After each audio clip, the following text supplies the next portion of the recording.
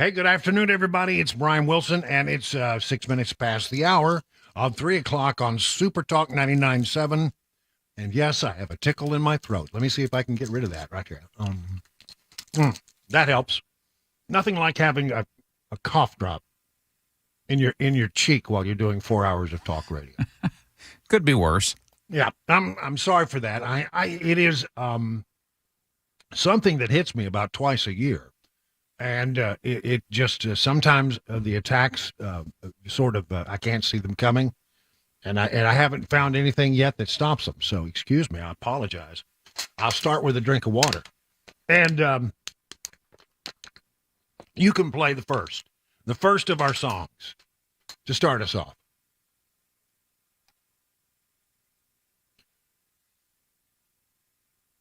That's right.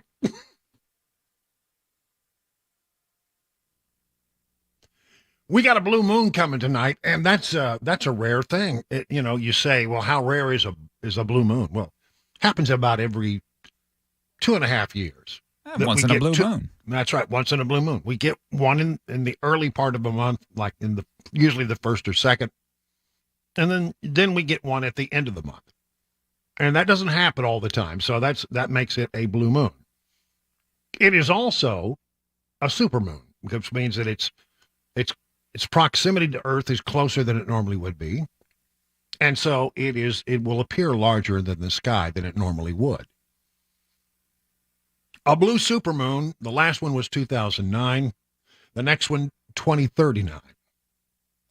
So that does not happen. Let's listen. We got to hear some Bill Monroe. Let's crank that up.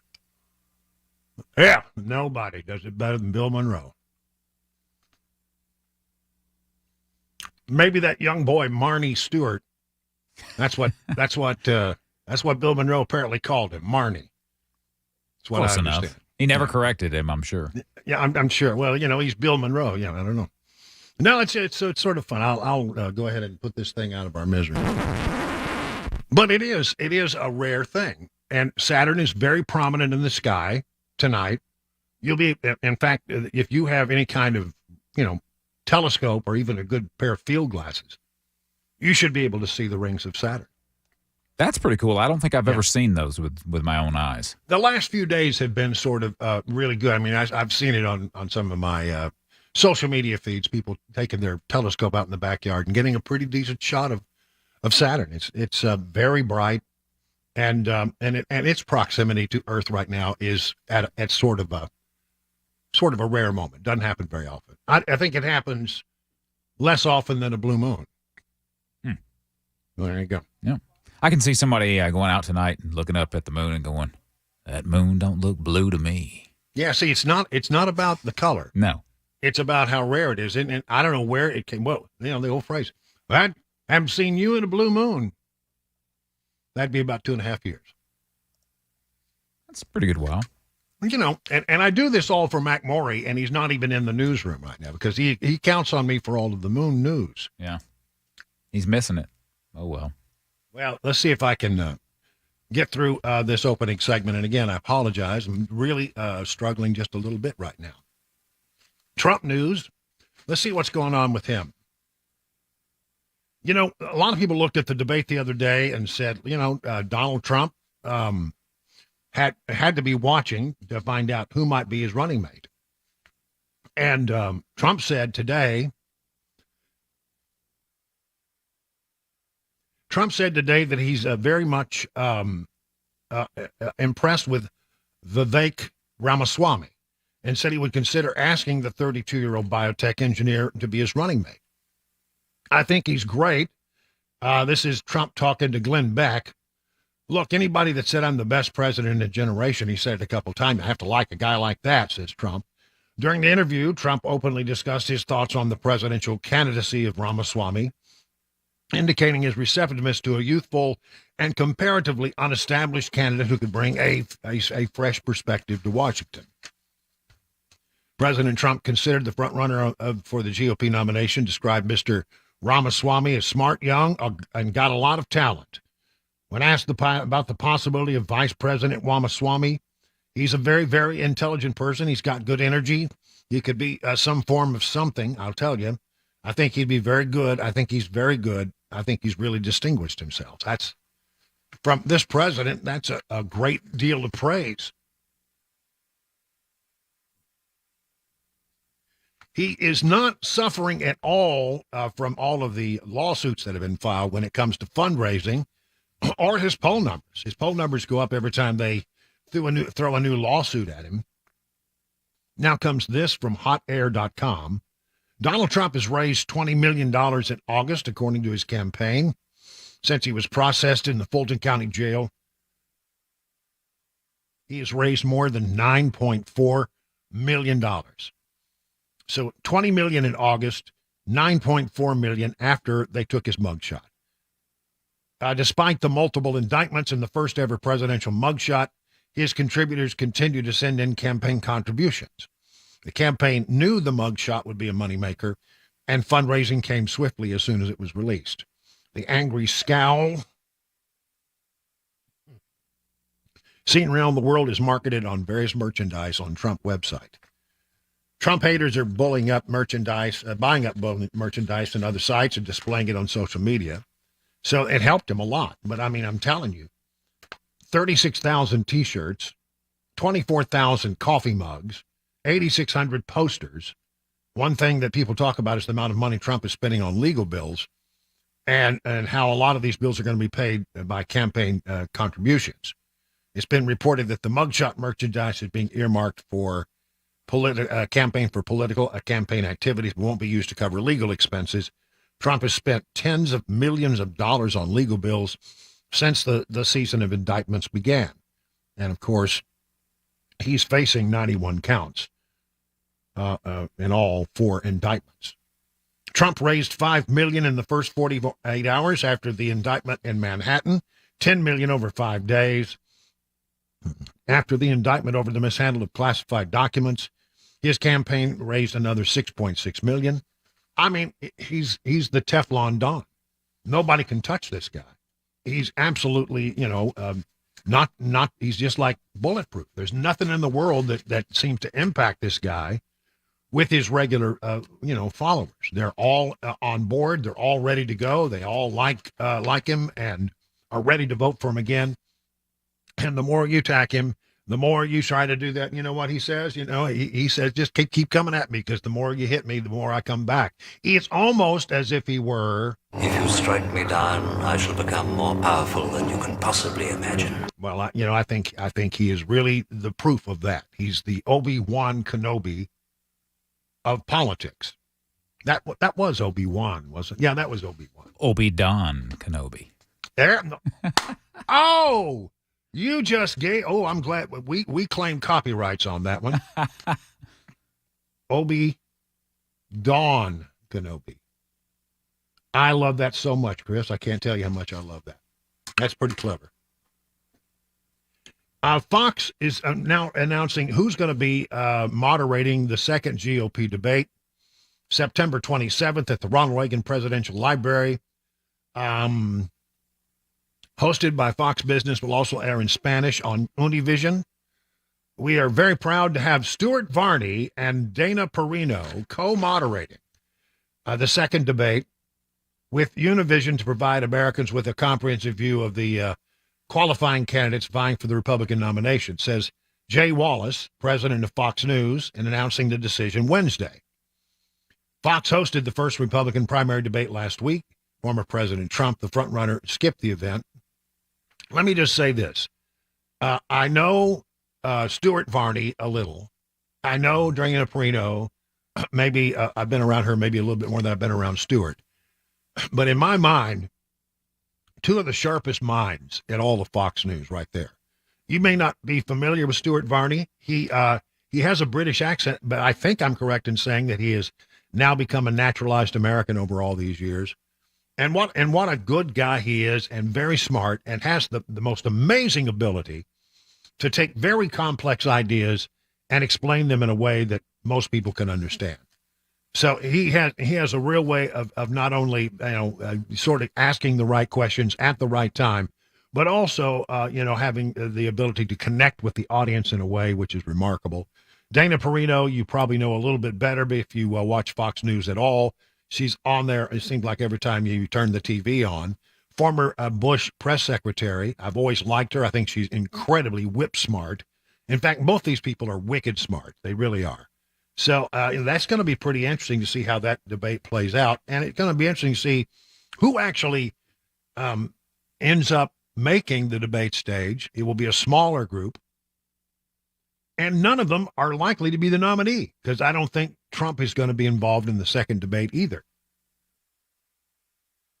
There are some who suggest that Trump lost a point or two. I don't see it.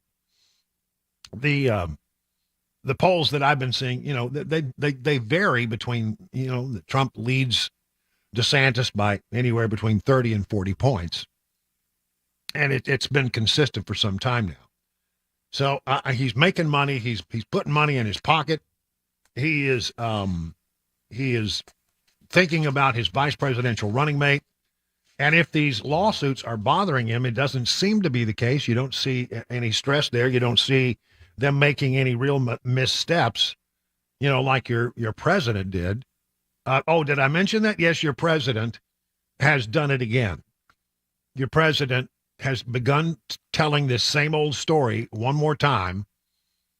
And it's not the one about the train. And it's not the one about Corn Pop, although he was a bad dude. It has to do with lightning, thunderbolt and lightning, apparently very, very frightening to Joe Biden. We're going to talk about that. And there's been another scary moment with Mitch McConnell, where he was speaking up on Capitol Hill, and he had a moment where he froze, and nobody knew what was going on. It has happened again during a press conference in Kentucky. Both of those stories we'll get to in just a moment. Right now, let's call it 19 minutes past the hour of 3 o'clock.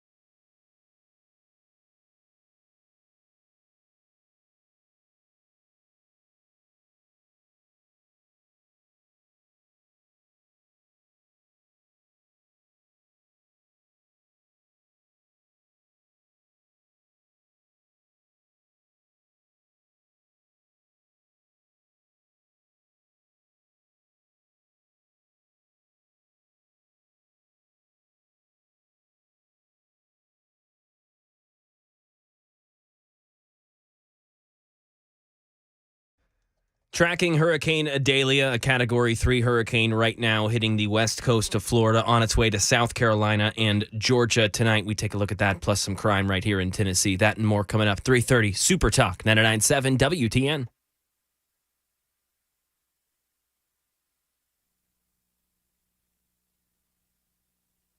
Oh, now that's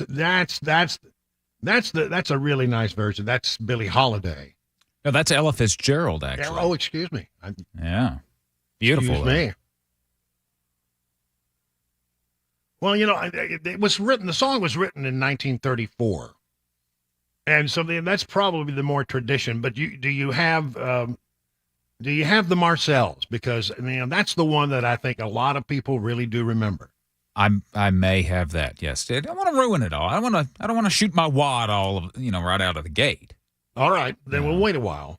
Yeah. But that's the one. Talk about a different approach to that song. That's a bit different. Yeah. It's a bit different.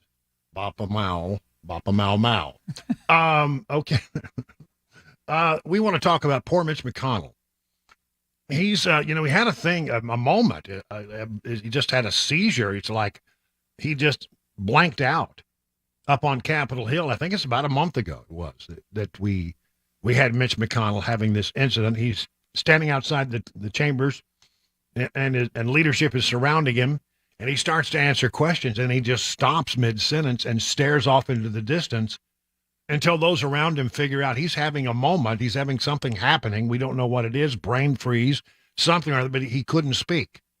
Now, apparently he came back later and was able to complete it, but something is clearly going on because it has happened again. This time, it was a press gaggle in Covington, Kentucky. Running for re-election in 2026. Question about re-election, and he just freezes. Did you hear the question, Senator? Running for re-election in 2026? That's the press secretary. All right, I'm sorry, you all. We're going to need a minute. Senator. Benny.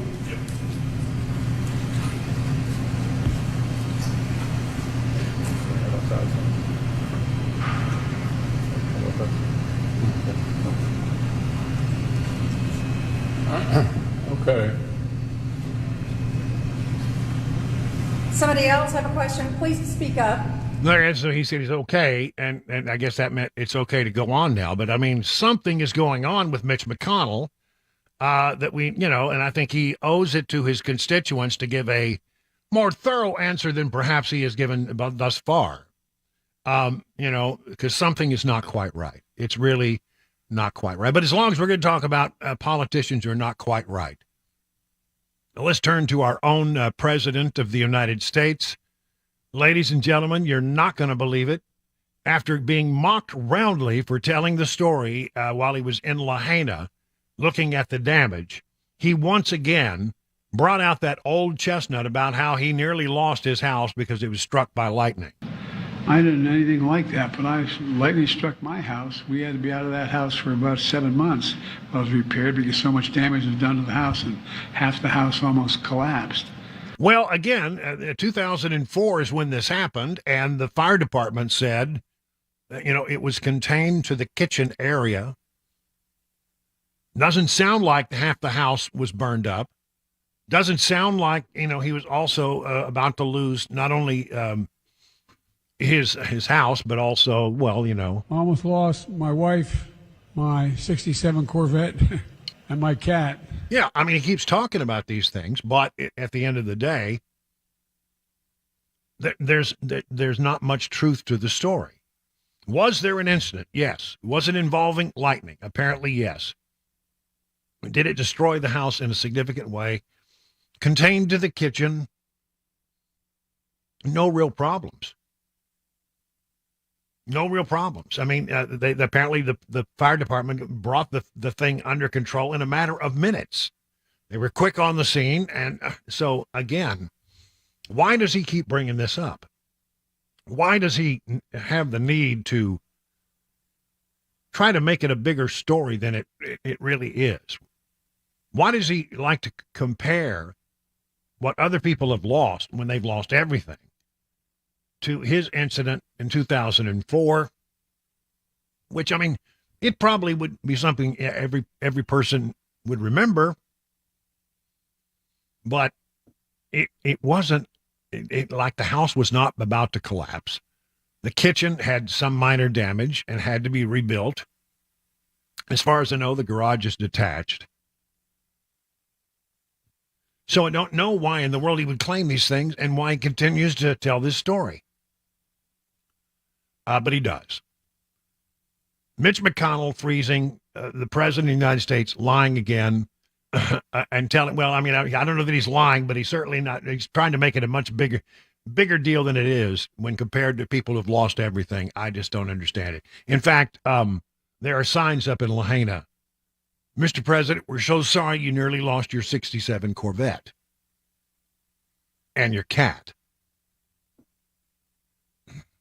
It is now 29 minutes past the hour of 3 o'clock on Super Talk.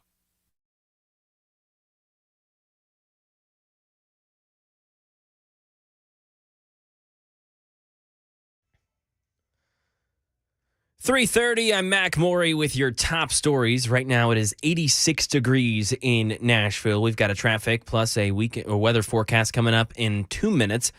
FEMA already helping Florida and Georgia residents recover from the hurricane just hours after it hit. Andy Field gives us an update with officials in Washington.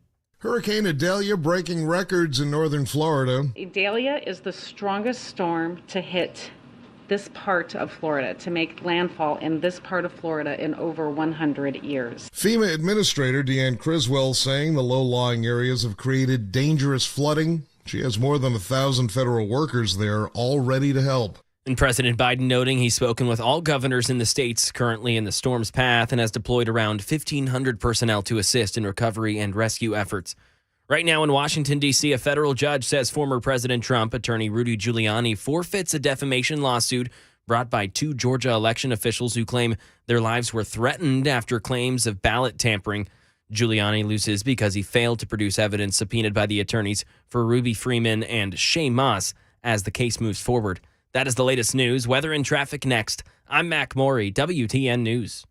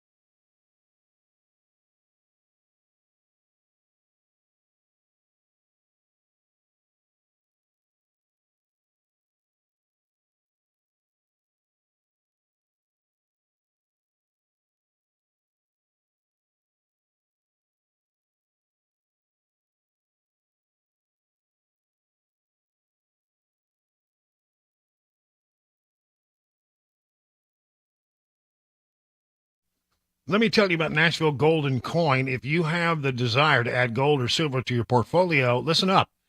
Nashville Gold and Coin is a place where you can buy real, actual, hold it in your hand, gold, silver, or bullion. Let me tell you, it's the place I do business, and it's a place I recommend. You'll get honesty, friendly customer service, and a real precious metals education. They also specialize in the buying, selling, and appraising of coins, and you may not have any idea just how much those old coins laying around your house might be worth.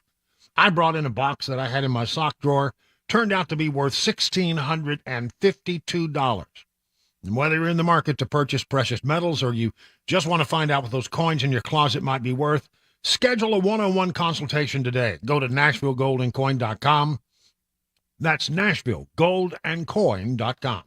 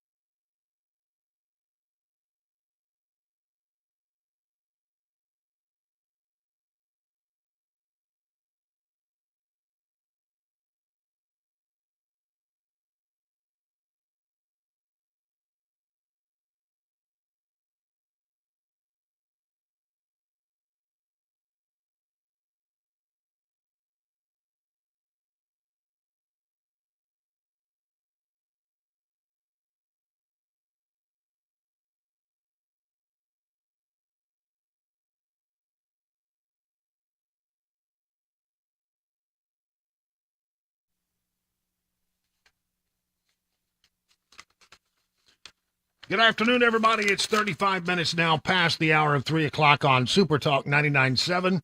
Brian Wilson in the chair, on the air, bringing you news and information you can use to make sure that you get home and you're completely up to date on all the happenings around all the haps and all the slaps. You'll get all the good stuff. Let me talk a little bit about media that you can't trust.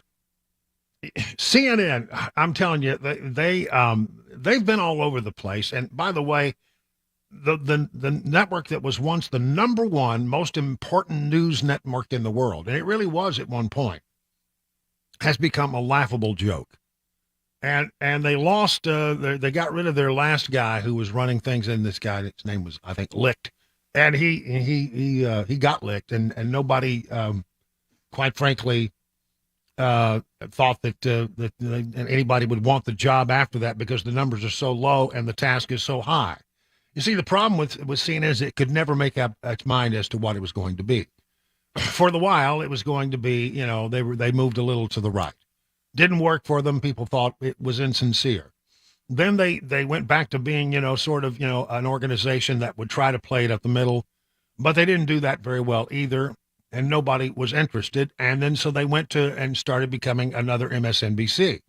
Who knows what they're going to be now, but they got a new boss. And given the fact of where this guy comes from, I would expect I know which direction CNN is headed in the days ahead. CNN expected to tap ex-New York Times chief Mark Thompson as its CEO. And here it is. Here's another. It's happened. Mark Thompson steps in as the next CEO of CNN. And he served as CEO of the New York Times, Director General of the BBC. Thompson's first day at CNN office will be October 9th. He told staffers in a memo, "I'm confident he is exactly the kind of leader that we need to take the helm of CNN at this pivotal time," said Warner Brothers Discovery CEO David Zaslav. Apparently Warner Brothers owns CNN. Yeah, I mean, it seems pretty clear what's going to happen there, right? The Beeb, he's got some TV experience at the Beeb. He's got some newspaper experience at one of the most liberal papers in America. And now he comes into CNN as the new CEO. I give him 6 months. Because he won't have a clue how to fix that problem. By the way, the problem is fixable. The problem is eminently fixable if you were interested, but they don't seem to be interested in fixing the problem. They just bounce around aimlessly from thing to thing to thing. There are days where this radio station has numbers that are greater than people who are watching CNN, especially if you take out the airport crowd. Because there you don't have any choice. They don't give you a choice. CNN is up everywhere. So another probably turn toward the woke by CNN. And then when it comes to wokeness, Disney is making some big changes. Apparently the new Iger's back in, and, in the time that he was gone at Disney, they went all woke. There was all kinds of weird stuff that was coming out. Everything had a gay or lesbian theme to it. And, and that did not sit well with families, because it goes against their brand. What is the one thing that you thought you were getting if you set your kid down in front of a Disney movie? A moral tale of right and wrong, a good guy, a bad guy, maybe a princess or a prince, whatever. But you never thought that you were going to, have to, answer questions about why those two girls like each other. So Disney has apparently now decided to cancel Doogie Howser, which was a woke version of Doogie Howser. I don't know anything about that one. So they canceled that before it got off the ground, and now has canceled something called Super Wick and 20,000 Leagues, who they're already done. They're already in the can. They've already spent the money on them. But apparently he thinks they're so reprehensible and will be so offensive to some parts of their their customer base that they have decided not to play them out at all. They will not air. In the can, all shot, millions spent, not worth it. So there you go. Doogie Howser, MD, 20,000 Leagues Under the Sea, and then this other thing, which is called Super Wick, apparently will not be now made where you can see it. Other woke news, very quickly. Canada is warning the LGBT community inside of Canada against traveling to the United States. Global Affairs Canada updated its travel advisory on Tuesday morning. Some states have enacted laws and policies that may affect 2S LGBTQI plus persons. How many more numbers and letters are they going to add to this thing? Symbols. I mean, come on. 2S LGBTQI plus is what they call it in Canada. Said, please check relevant state and local laws. Overall, the United States, they say, remains a safe place to travel, but they are warning the gay community that they should check on laws that might affect their visit.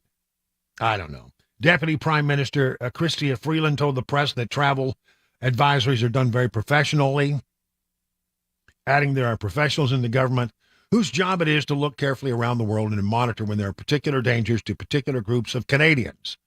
That's their job. Freeland said the travel advisory is the right thing to do. Okay. If that's what you want to do, that's just fine.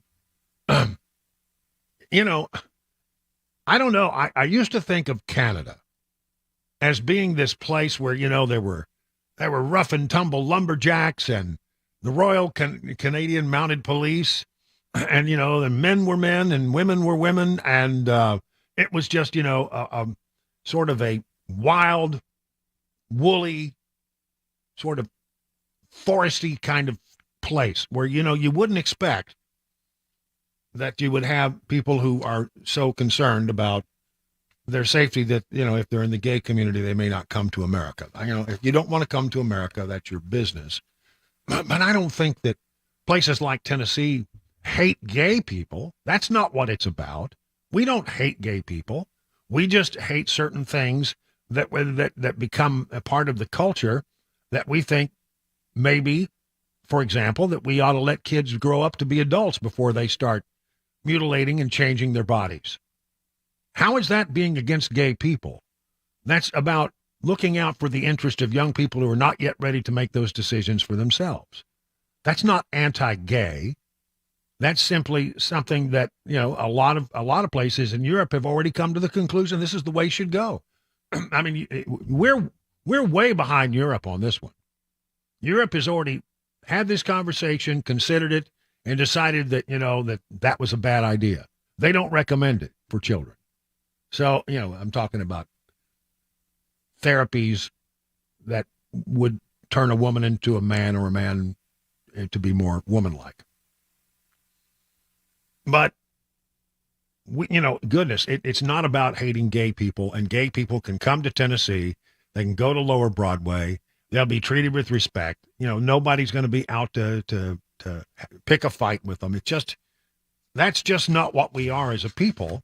And it seems to me that, we are in a situation now where, everybody else looks at us as being sort of this backwards place, but we're not. We are being true to ourselves, which is to be conservatives and to hold conservative positions and to make sure that we don't do anything that tries to force people to take actions without consideration. I mean, for example, in some places, and especially Montgomery County, Maryland is a perfect example of this. They are now telling that parents that you don't have any right to know if your kid comes to school and decides that he wants to be addressed as somebody other than the name he was given at birth, he or she was given at birth, that you have no obligation to alert the families of that decision. That the parents don't have a right to know what's going on with their own kids, and that the school systems will get in the way of anybody who, they will not pass that information along. They'll simply listen to the kid and go forward. I don't know, seems like to me that's something that the parents should be involved in. That's not being anti-gay. That's just looking out for the rights of parents who are responsible for these children until they become adults. It goes on, it goes on, it goes on. But apparently, at least at Disney, they have heard what is going on. People have looked at the situation with Bud Light, and they're now corporations all over the country having conversations about, do we really want to go there? That's not about being against gay people. That's not about any hatred toward people who happen to be gay. It is about, a product that lost sight of where its consumers were. That's all that is. So, Canada can get this nose out of joint. But they're already mockable in so many different ways because of the way they say about and about boot. And, I'm getting so tired of this stuff now. But let's see, I think this may be the longest one I've seen yet. 2SL GBTQI+. I don't even know what some of these things stand for. 2SL. I got to look that up. 2SL GBTQI+. I don't know. Two-spirit. 2S is two-spirit. And what that means, I have no clue. Two-spirit, lesbian, gay, bi, trans, queer. What is I? I don't know. Oh, intersex. And plus? I guess plus just means anything else. I think that's really what the plus means. Yeah, just whatever else you may be. Other letters we have not yet put in this designation. Exactly. And traditionally, Native American two-spirit people were male, female, and sometimes intersexed individuals who combined activities of both men and women with traits unique to their status as two-spirit people. Yeah, all right. So it's a native thing. I guess. Okay. All right. Well, anyway, the Canadians, the gay Canadians, and the lesbian, and the bi and the trans Canadians apparently will not be coming to America in great numbers. Take off. I don't think. Yeah, that's right. It's now 48 minutes past the hour for 3 o'clock on Super Talk 99.7.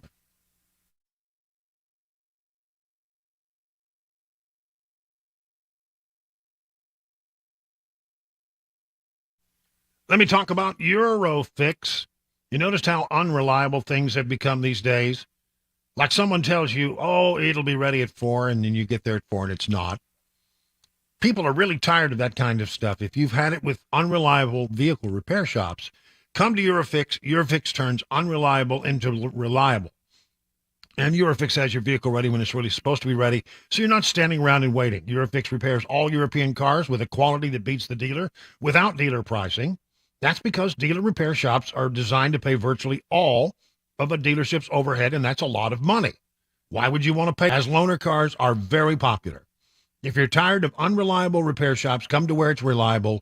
Eurofix, family owned for some 24 years. Call 844-EUROFIX or visit myEurofix.com. That's myEurofix.com. Hi, I'm Paul Winkler. I've had a financial radio show on WTN for over 20 years. But before that, for about the first 10 years of my career, I worked for a big investment firm. The name of the game was selling and getting assets under management. Then I was introduced to evidence-based investing, driven by academic research and not the sales process. 2 big revelations. One was that investing in the stock market wasn't a gambling adventure. I had never thought about it that way. Think about when we invest, you're just gambling your money away and just throwing it into the casino. Well, investing in stocks is really just owning companies. And you think about some of the most successful people in the world are business owners, and you get to be a business owner when you invest in the stock market. It allows you to be part owner of the most successful companies in the world. The second had to do with how you were investing in those companies. In my former role, I was taught that my job was to use my skills to predict the future. Oh, crystal ball, what stocks or market segments are going to do best in the near future? If you listen to investing news sources and investment advisors, you'll find that making predictions is the rule rather than the exception. One recent study shows that 93% of professional managers underperformed the market over the past 15 years in their selection of large U.S. stocks. And it was over 95% that underperformed with small companies. Did you know that you could be tremendously successful as an investor without predicting the future? I believe the first step is education. However, it can't be just any education. We will help you understand what you're doing with your investments, why you're doing it, and what the basics are behind how things work. Then we make recommendations. I want you to be completely confident before you do anything. If that sounds like a winning game plan, set up a free 15-minute phone call at any of our 10 offices around Nashville. Go to paulwinkler.com to schedule a call today.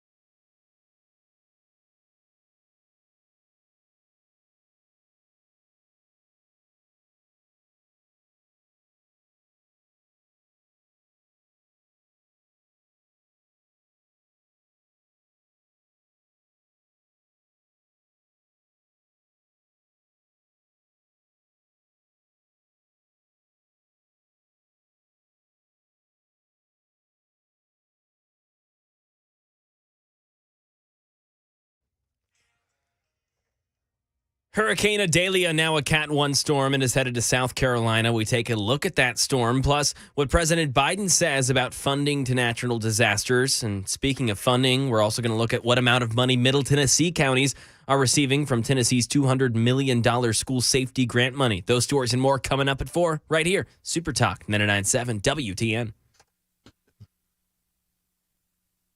Ding-a-dong, ding. Oh, I mean, this is a fun version of the song, isn't it?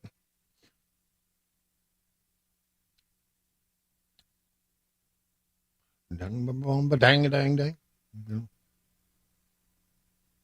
Well, you know, it is not just a blue moon, but it's a blue supermoon tonight.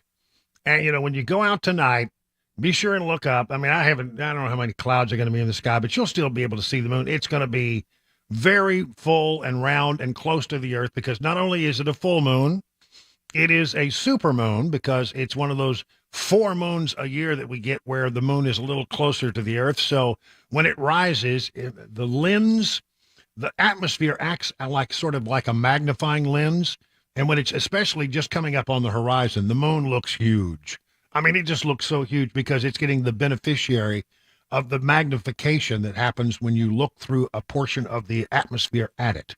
Yeah, it's always weird when it looks big and then you move towards it, and I put that in air quotes, and then it gets smaller. Or as it goes up higher. Yeah, as it gets higher. Yeah, that's really odd looking. When it gets out of that right above the horizon, portion, it does appear more normal, but it's still going to be bigger than your average moon. So it's a full moon, it's a blue moon, which happens once about every 2.5 years, and it's a super blue moon, which happens very irregularly. The next one is in 2039. So there you go. If you look real close at it tonight, you can see where that Russian craft crash landed. Yeah, No, not really. kidding. Yeah. Isn't it interesting that the Russians crashed and the Indians landed and they got a rover roaming around now? So Yeah. The Russians have always had a problem with it getting to the moon. They haven't figured it out. Oh, keep trying, boys. You'll get there one day. Yeah. Oh. I love that. The Marcells from 19 what? I would say 56, 57. Something like that, yeah. Yeah. Late 50s. Yeah. I was just a twinkle in my daddy's eye when that song was playing on the radio. All right, I had some other stuff I was going to talk to you about, but let's go ahead and take a look at what's going on with the markets, because the markets actually are doing pretty well lately. Let's look at it. Dow Jones Industrial Average is up 37.5 on the close. S&P is up 17. NASDAQ is up 75. It's the fourth straight day for the S&P to rise. And we had not such a good August, but it now looks as if there is a better September coming, as the numbers are starting to look a little bit better. And what else is going on out there? Well, let's check in with John Maxon from Beacon Capital Management to find out. Hello, John. Hey, Brian. Yeah, another positive day, 4 in a row in the market. That's good for investors.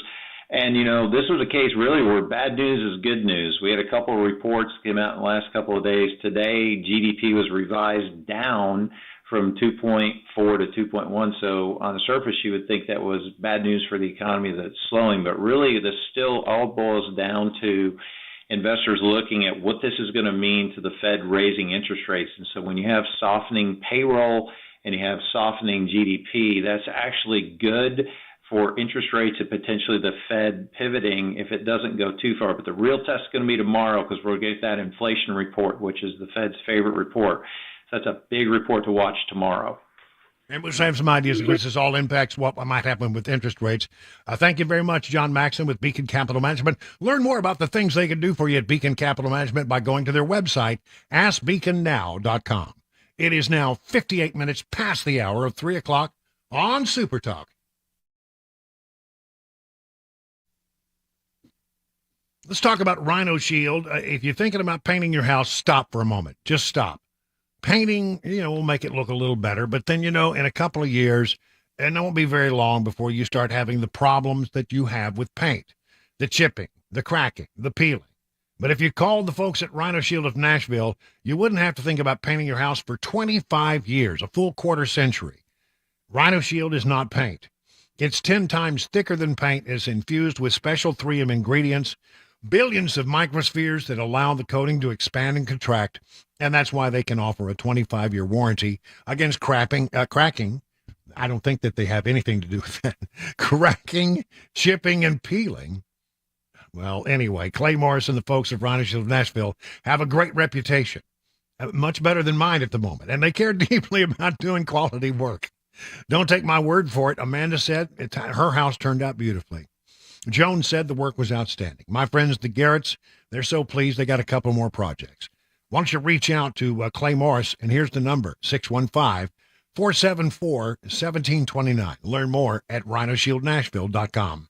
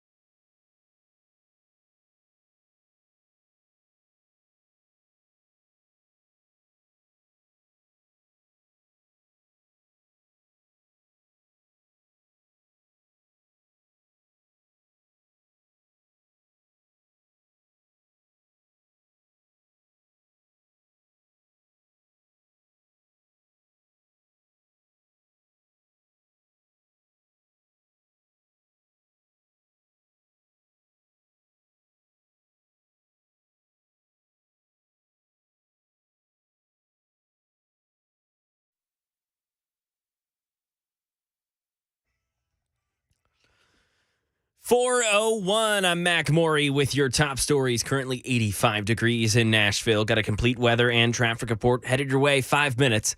Hurricane Adelia. Bad timing for South Carolina's coastal city of Charleston. High tide in the low country will happen as Adelia, now a Cat 1 storm, makes her arrival tonight. Alex Brescia reports from one of Charleston's waterways. We're standing along the banks of the Ashley River, and high tide is at 8:30 tonight. And we're expecting Adelia to make its way here late this evening. And that storm surge is something that is a big concern in Charleston. They're operating at something they call OPCON 2. That means extra precautions, also extra personnel. They have opened up shelters for people and their pets as the rain picks up. They've also opened up garages around the city for folks to get their cars off the ground. This is an area that's prone to flooding. And tens of millions of dollars right now are being spent to help pay for the current natural disasters that are impacting the United States, including the wildfires on Maui and then, of course, Hurricane Adelia. And there's a debate about that federal funding and whether there will be enough to sustain these responses. The president was asked about that today. Alex Stone. Dealing with the responses to two natural disasters that are unfolding, the aftermath of the wildfire on Maui and now the hurricane hitting the Democrats and Republicans are not seeing eye to eye on money for FEMA's disaster fund. The president saying, how can we not respond? My God. How can we not respond to these needs? It comes as President Biden announced $95 million will be heading to Maui to help rebuild the electrical grid. And that also goes along with the funding that's gone to Ukraine, $135 billion from the United States so far to that war in Ukraine. President Biden also noted that here in the States, he's spoken with all the governors in the states that are in the current storm's path and has deployed around 1,500 personnel to assist in recovery and rescue efforts. Right now in Tennessee, details now coming out about where the $200 million in school safety grant money is all going. Fox 17 says that to apply for the money, schools must first submit an emergency plan, and so far the Department of Education has gotten more than 1,700 operation plans from schools. And here are some of the Middle Tennessee counties who have received funding so far. Davidson County, a little bit over $2.6 million, and then Wilson County, $828,000. Private school applications are still being approved, and the state legislature approved this funding just months after the tragedy at Covenant School. And that is the latest news. Traffic and weather are next. I'm Mac Maury, WTN News.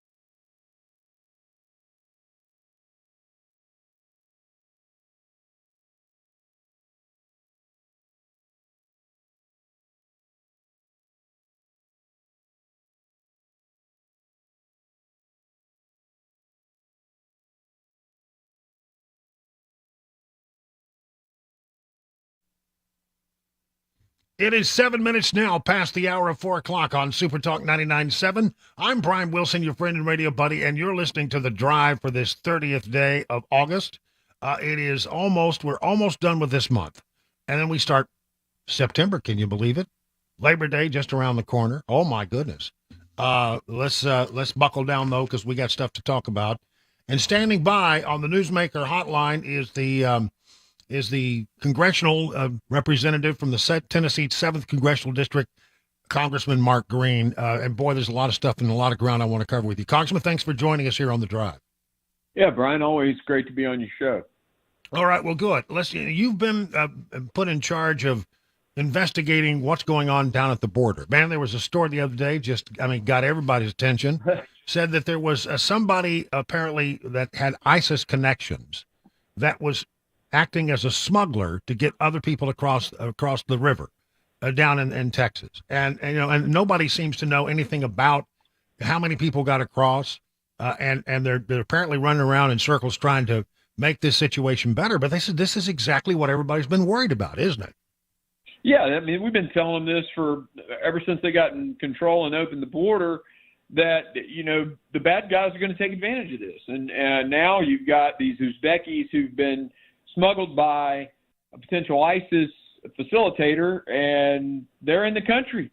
And the FBI is frantically trying to find these guys. Well, you know what? We got a blatantly open border, all by the dereliction of duty of our Secretary Mayorkas, our Homeland Security Secretary.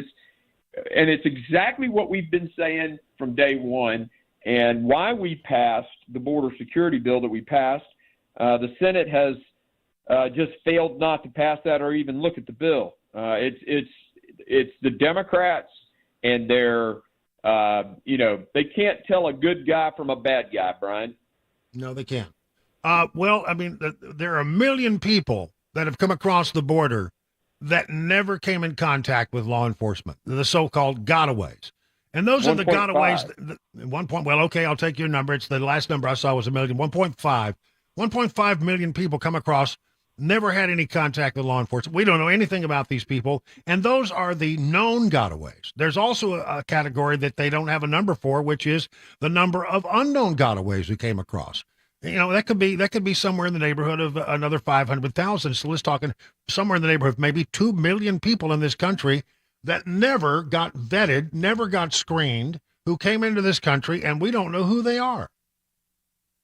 That's exactly right. And I did a hearing when I first became chairman of the Committee on Homeland Security. We did a hearing on the border, and I think you guys did a great job reporting on it. But one of the things was Secretary Ortiz, the Border Patrol,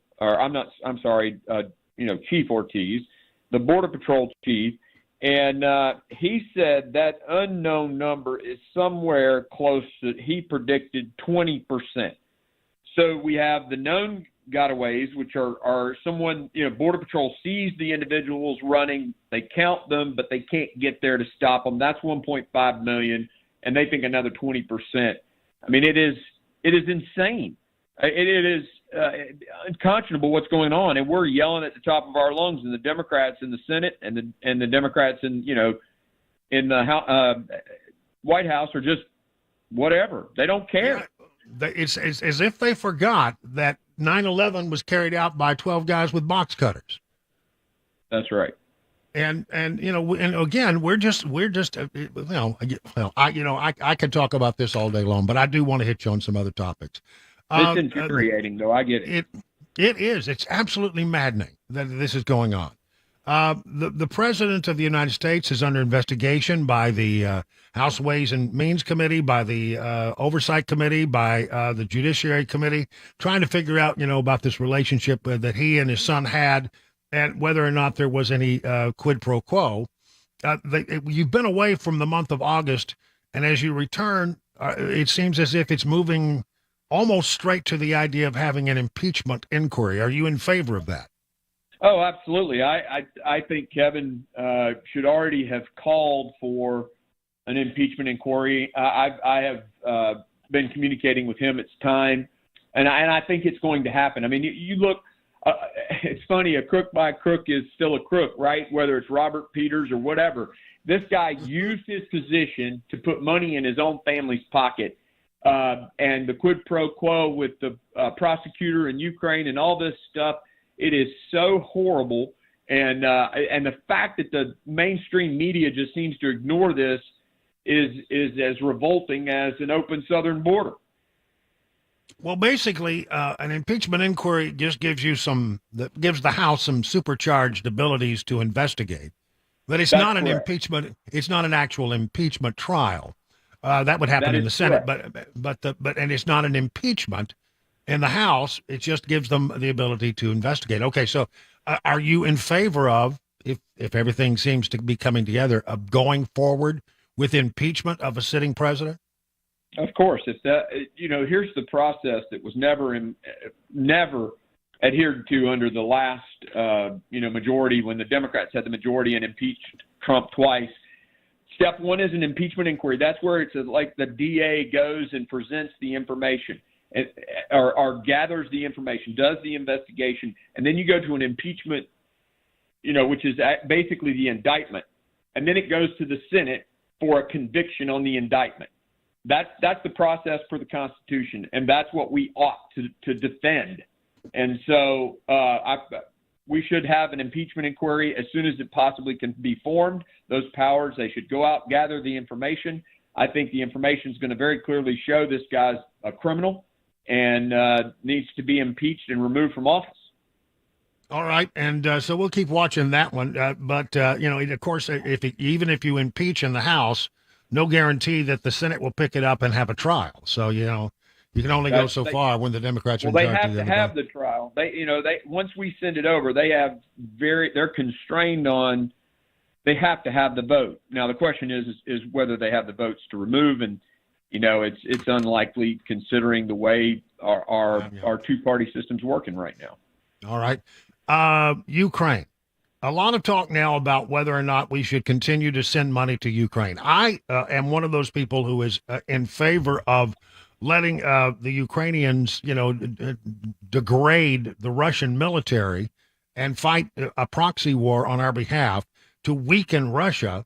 And it seems like it's better for the fight to be over there than to be some other place where we're deeply involved with our own, blood and treasure.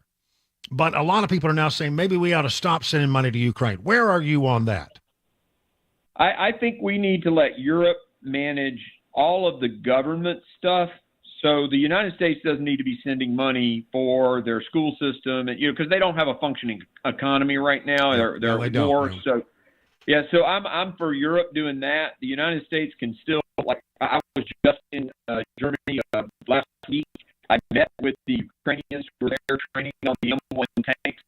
I think I agree with you. I'd much Congressman, we're having a problem with your phone. I wonder if you could reconnect while I tap dance here for just a moment. Yeah, sure. I'm glad to do that.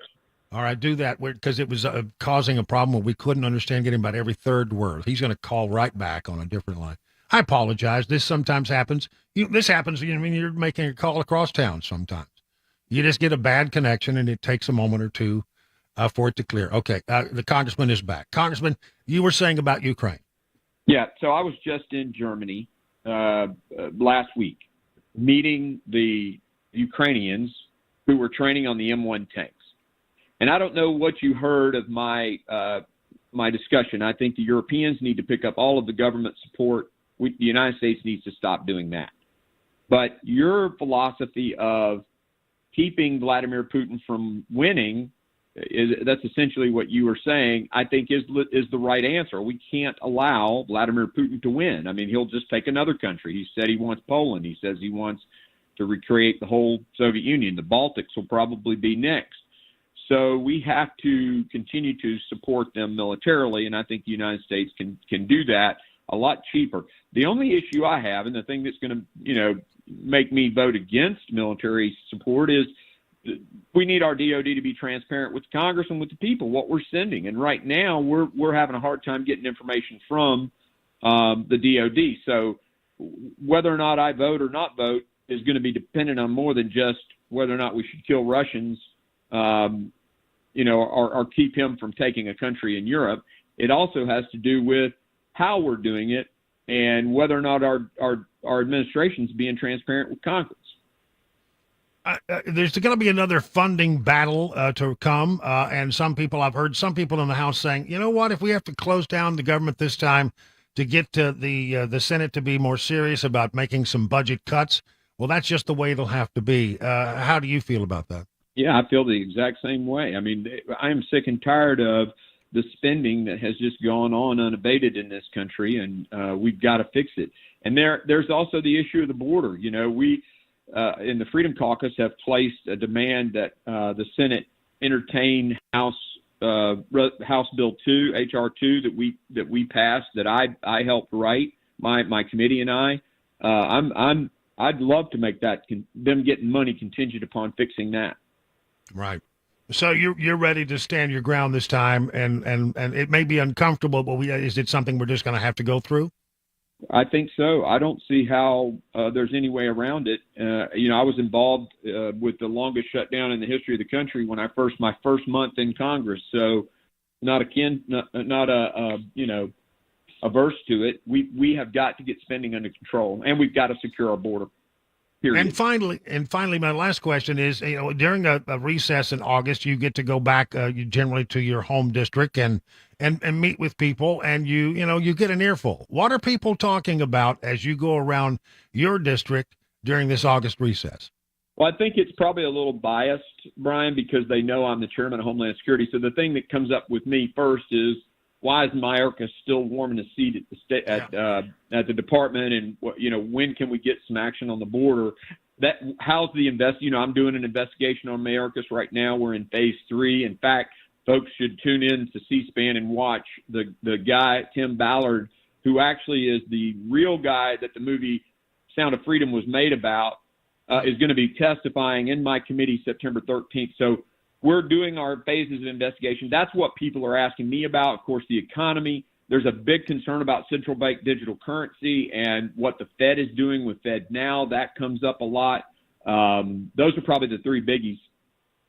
All right. Well, you head back to work in just a few days after the Labor Day holiday. Listen, we always appreciate you dropping by to get us up to speed on what's going on. Thank you, Congressman Green. Just clarifying, Brian, we're at work every day when we're back in the district too, but but we're heading back to DC here in a week. So yeah, maybe working harder when you're in the district than when you're actually up on Capitol Hill, because you got to cover a lot of ground. I get That's it. right. You're absolutely right, and I don't want people to get that impression because I know how hard you guys work. It is 20 minutes now past the hour of 4:00 on Super Talk 99.7.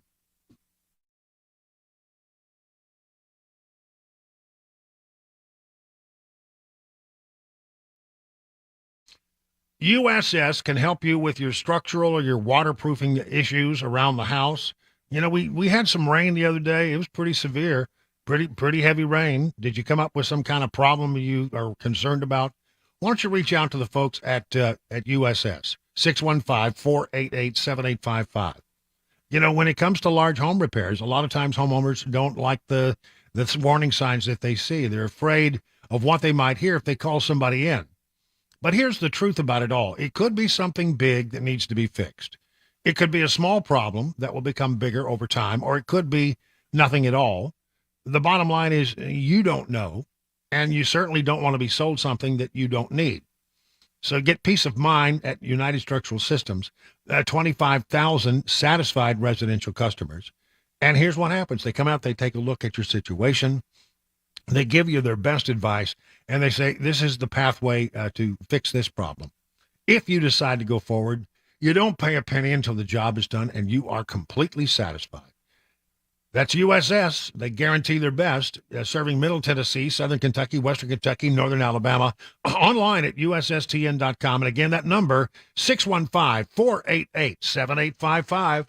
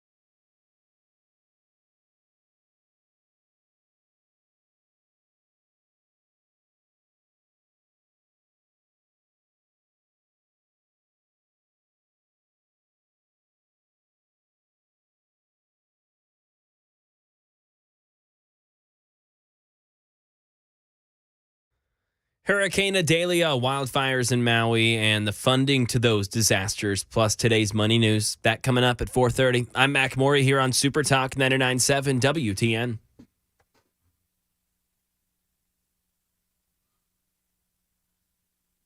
Chairman of the board.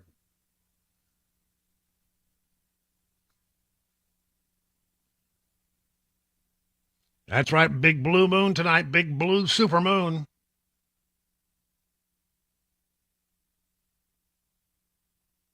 That's good stuff, right?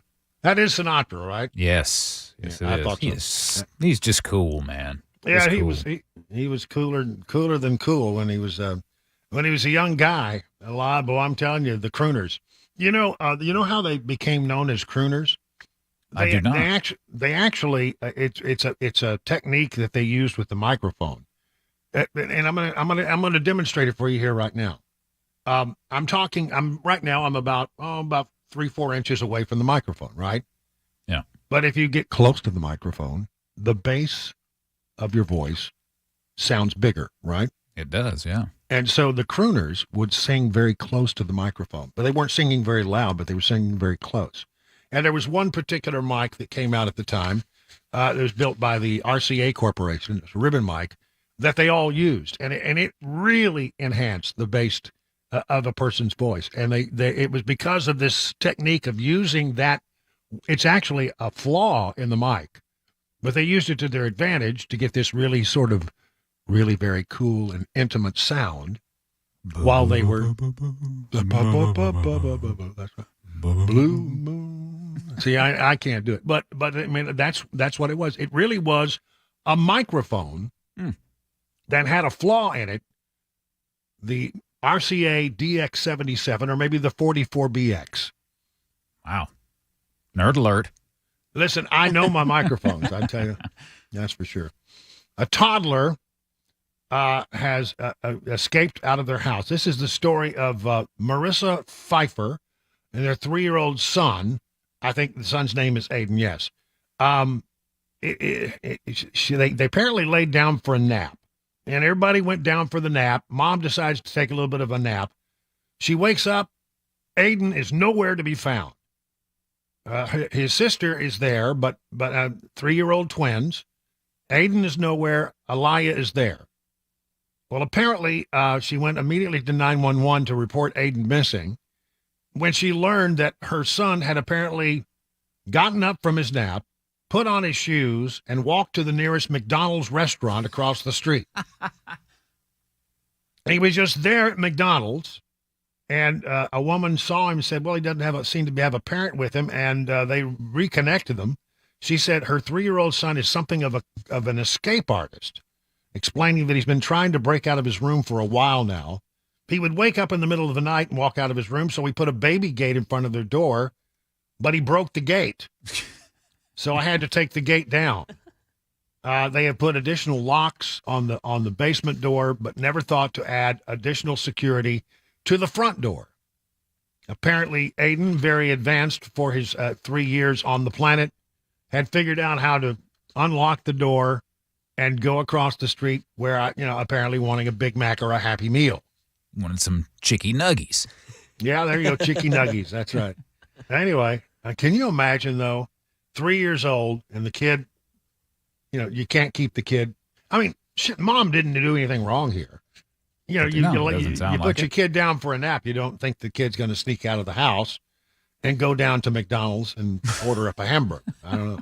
I wonder if he got the Happy Meal or whether the rest of Aiden's day was less than happy is what I'm wondering. Yeah, I hope he got the Happy Meal. If it had been me, I would not have gotten the Happy Meal, and they would have been, the thing that would have happened to me would have been less than being happy. Less than happy, yeah. I would have been very less than happy if that were the case. But all turned out well, and the only thing that apparently is going to have to happen now is you got to put additional locks above the level. Yeah. But this kid. Put it up on the top there. This kid's going to be trouble from the day go. I can tell you right now. Going to have her hands full for a long time. Yeah, that's right. Very quickly, I wanted to throw this in there. Ford has recalled 42,000 F-250 and F-350 trucks. That's a lot. from the 2023 F-250 and 350 vehicles, a total of 40,555. Apparently, they have there may be a problem with the rear axle shaft, which could break. Well, that's not a good thing. You don't want to be, doing your heavy Super Duty work and have the axle break. So they say get in and get it ready, and they'll tell you all. And apparently, they will also issue a software update that apparently is coming. They're ear-piercing noises coming from speakers on these models. Oh joy, what a delight! Ugh. Yeah. That's terrible. Yeah, there you go. 41,555 Super Duty F-250 and F-350s. It's now 4:30 on Super Talk 99.7.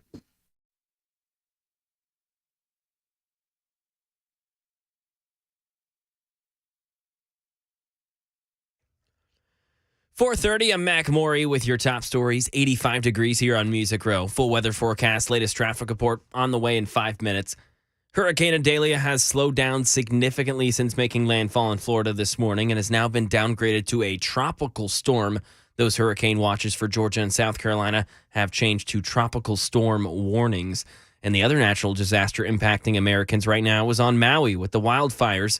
President Biden vowing long-term support for those people. Here's Alex Stone. As he headed into a cabinet meeting to talk about the response on Maui, the president announced $95 million will be heading to Hawaii to help rebuild the electrical grid. He said Lahaina will be rebuilt the way Maui wants, and the federal government is in it for the long haul. He has this message to the people of Maui. The work we're doing is going to take time. In some cases, a long time. That as FEMA's cadaver dogs have now wrapped up their work, the search of burned out buildings is over. President Biden added that he doesn't want this to be a land grab, but rather wants to restore that part of the island like it was before. Now over to the money news. Daria Albinger walks us through Wall Street. Stocks closed modestly higher in part on a somewhat upbeat report on the economy. The Dow rose 38 points, the Nasdaq closed up 76, and the S&P added 17 for the session. The economy expanded at a 2.1% annual pace from April through June, not the 2.4% the Commerce Department initially estimated. It's still a sign, though, of continued resilience in the face of higher borrowing costs for consumers and businesses and slightly higher than the 2% annual growth from January through March. The markets are also hoping economic data this week shows the Fed's goal of a soft landing is possible. The government's personal consumption and expenditures, or PCE, report will be released on Thursday. The goal has been to raise interest rates enough to tame inflation without tipping the economy into a recession. A strong job market and consumer spending has helped avoid that. And that is the latest news. Traffic and weather on the way. I'm Mac Maury, WTN News.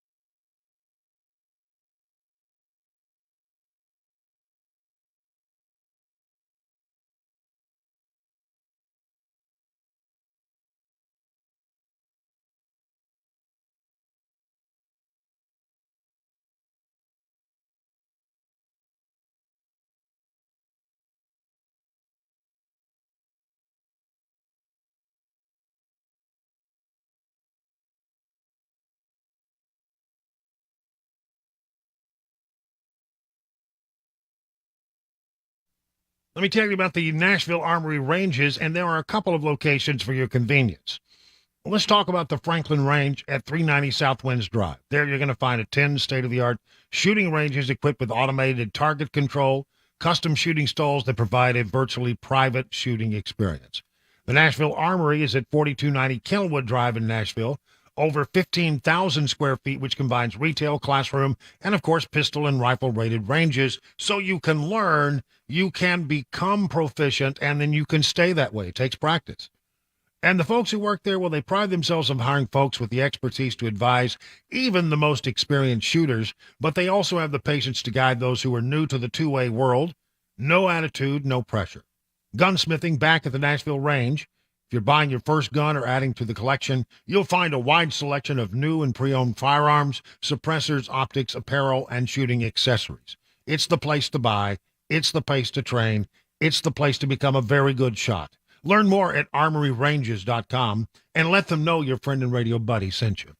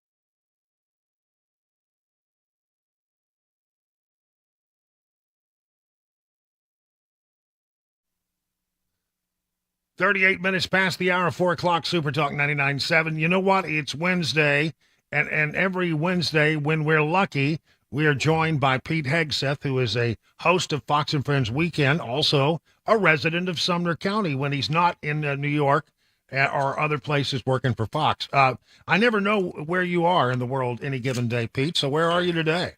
Well, I'm here. Beautiful day. Beautiful day to ride a motorcycle around Tennessee. That's what I've. Have you been riding with the kids out there on your property? Well, on our property, but then I got a street bike too, Indian, and it's just these beautiful country. I tell you. Yeah. So you get out there and you get on the highways and byways. If somebody sees a guy with I was going to say has a sort of a what do you used to call the things that when they're the haircuts with the stuff in the back. The mullet, it's gone though. Oh, the mullet. Yeah, the mullet. That's right. Well, I mean, but it is gone. I just happened to see that you got a big old mullet haircut. I had to. Time had come. I feel like Samson now, Brian.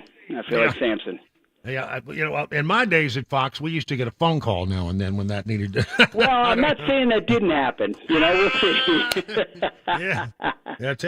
Tell Wilson it's been too long since he's been to the barber. Okay, yeah, well, anyway. Well, listen, let's talk about, last time we talked to you, you were literally backstage at the debate just before it went off. And I'm just curious, how did you feel about your first backstage debate experience, and how do you think the debate went? I thought it was well run. I thought it was interesting discussion. Obviously, it was the undercard because Donald Trump wasn't there, and he's the elephant in the room behind the entire storyline. I thought it was interesting that DeSantis didn't really get any incoming because I think DeSantis' main foil is Trump, and Trump's already done a lot of work on the framing of that, and so instead it was Vivek came strong. But I said this right after the debate too. My instant response was, here comes the scrutiny, here comes the background, here comes the opposition research, and that's what he's got coming against him now. Nikki Haley, for some, had a good debate. She's not my cup of tea, but she had some strong answers. Everybody else is, Mike Pence looked, it's like the 80s want their candidate back, and nice guy, great guy, not going to be the nominee. Everybody else, there will be less people on the stage soon, and that'll be a good thing.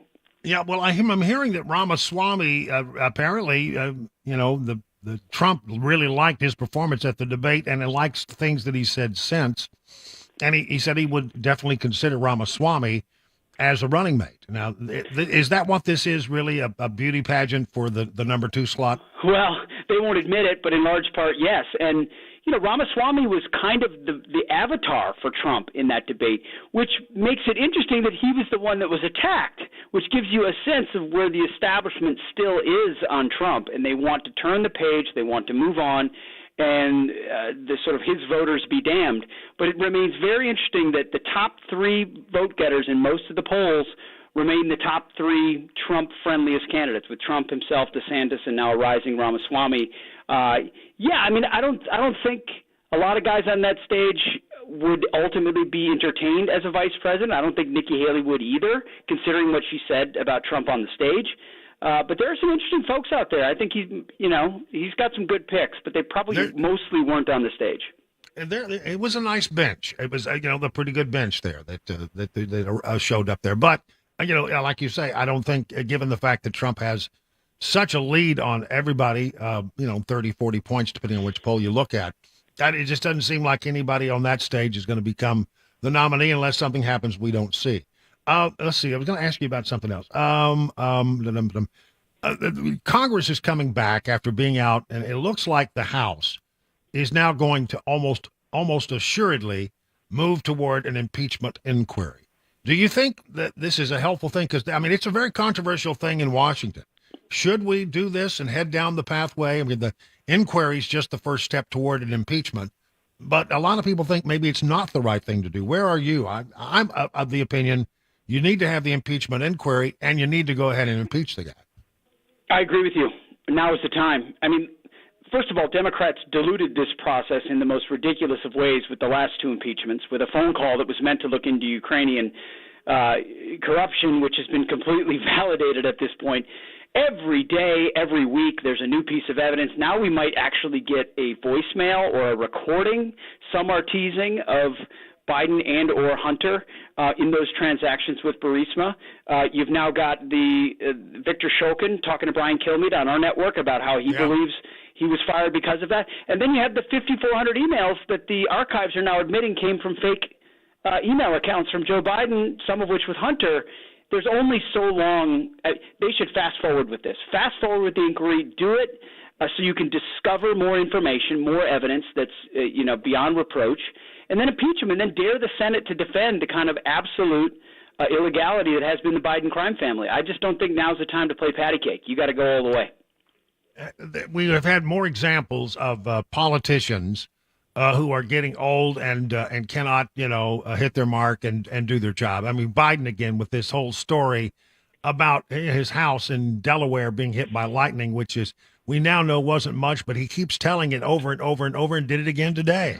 I didn't know anything like that, but lightning struck my house. We had to be out of that house for about 7 months while it was repaired because so much damage was done to the house, and half the house almost collapsed. Well, he said his house almost collapsed. The last time he told the story, he said he nearly lost his almost lost my wife, my 67 Corvette, and my cat. And then there's this Mitch McConnell freezing up today. I don't know if you heard this story or not. I did. He's in Covington, Kentucky. He's doing a presser, and he just stopped. What are my thoughts about what? Running for re-election in 2026. And then he just looks off into the distance.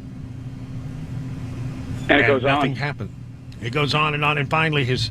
Did you hear the question, Senator? Running for re-election in 2026?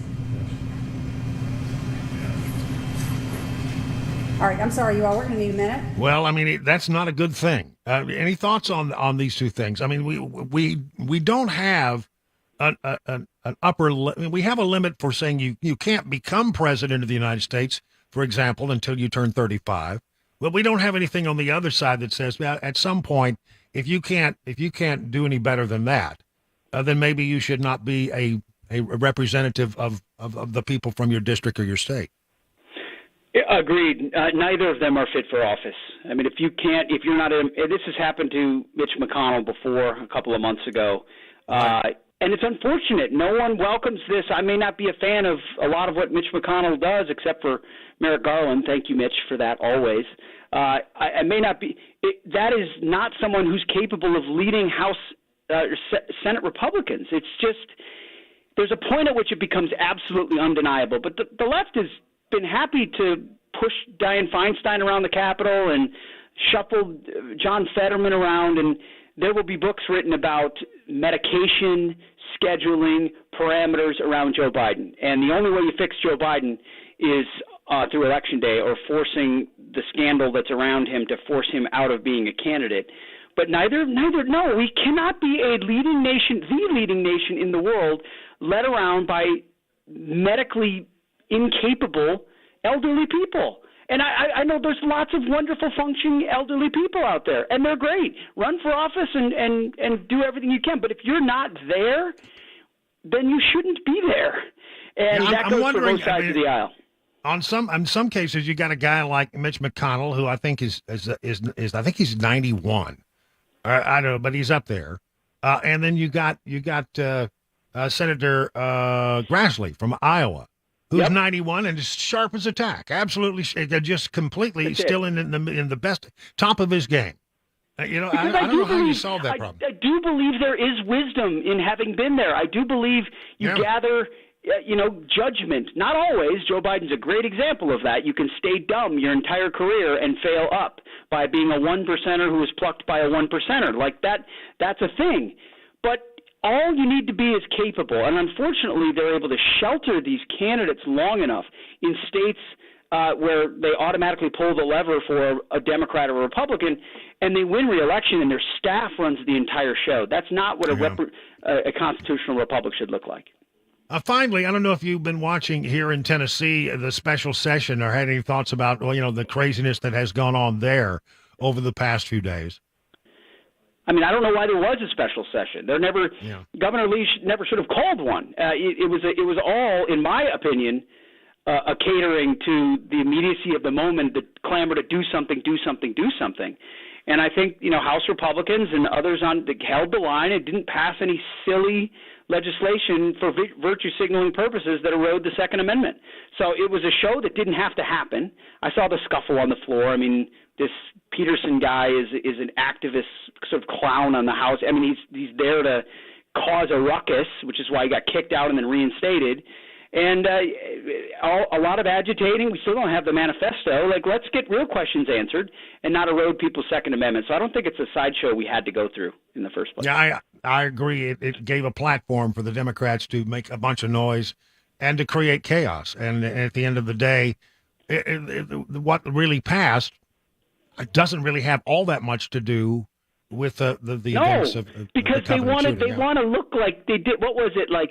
You can now tax free buy safes for your guns. Okay, fine, but you don't need a special session for that, so they can cudgel you over the head for weeks. Yep, I'm with you on that one, Pete. All right, well, listen, it's always a pleasure, Pete. Thank you so much for joining us here on Super Talk. You got it, Brian. Thank you. 50 minutes past the hour of 4 o'clock on Super Talk.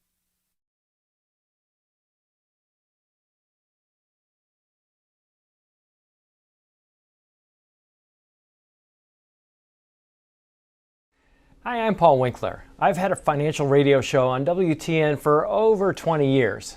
But before that, for about the first 10 years of my career, I worked for a big investment firm. The name of the game was selling and getting assets under management. Then I was introduced to evidence-based investing, driven by academic research and not the sales process. Two big revelations. One was that investing in the stock market wasn't a gambling adventure. I had never thought about it that way. Think about when we invest, you're just gambling your money away and just throwing it into the casino. Well, investing in stocks is really just owning companies. And you think about some of the most successful people in the world are business owners, and you get to be a business owner when you invest in the stock market. It allows you to be part owner of the most successful companies in the world. The second had to do with how you were investing in those companies. In my former role, I was taught that my job was to use my skills to predict the future. Oh, crystal ball, what stocks or market segments are going to do best in the near future? If you listen to investing news sources and investment advisors, you'll find that making predictions is the rule rather than the exception. One recent study shows that 93% of professional managers underperformed the market over the past 15 years in their selection of large U.S. stocks. And it was over 95% that underperformed with small companies. Did you know that you could be tremendously successful as an investor without predicting the future? I believe the first step is education. However, it can't be just any education. We will help you understand what you're doing with your investments, why you're doing it, and what the basics are behind how things work. Then we make recommendations. I want you to be completely confident before you do anything. If that sounds like a winning game plan, set up a free 15-minute phone call at any of our 10 offices around Nashville. Go to paulwinkler.com to schedule a call today.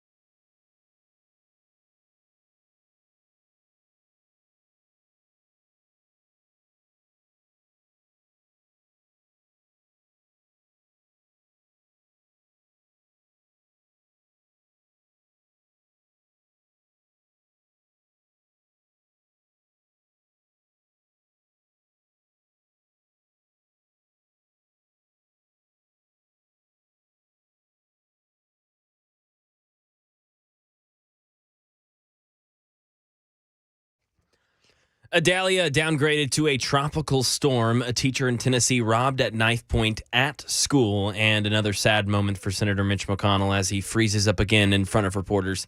Those stories and more coming up at 5 o'clock. Super Talk 99.7 WTN. Mac Morey in the newsroom. There's a Chris Webber playing the tunes. It's hard to say which one you like better, the Elvis version or the Bill Monroe version. Elvis is kind of funky. I like Elvis's version. 3, 4, 1.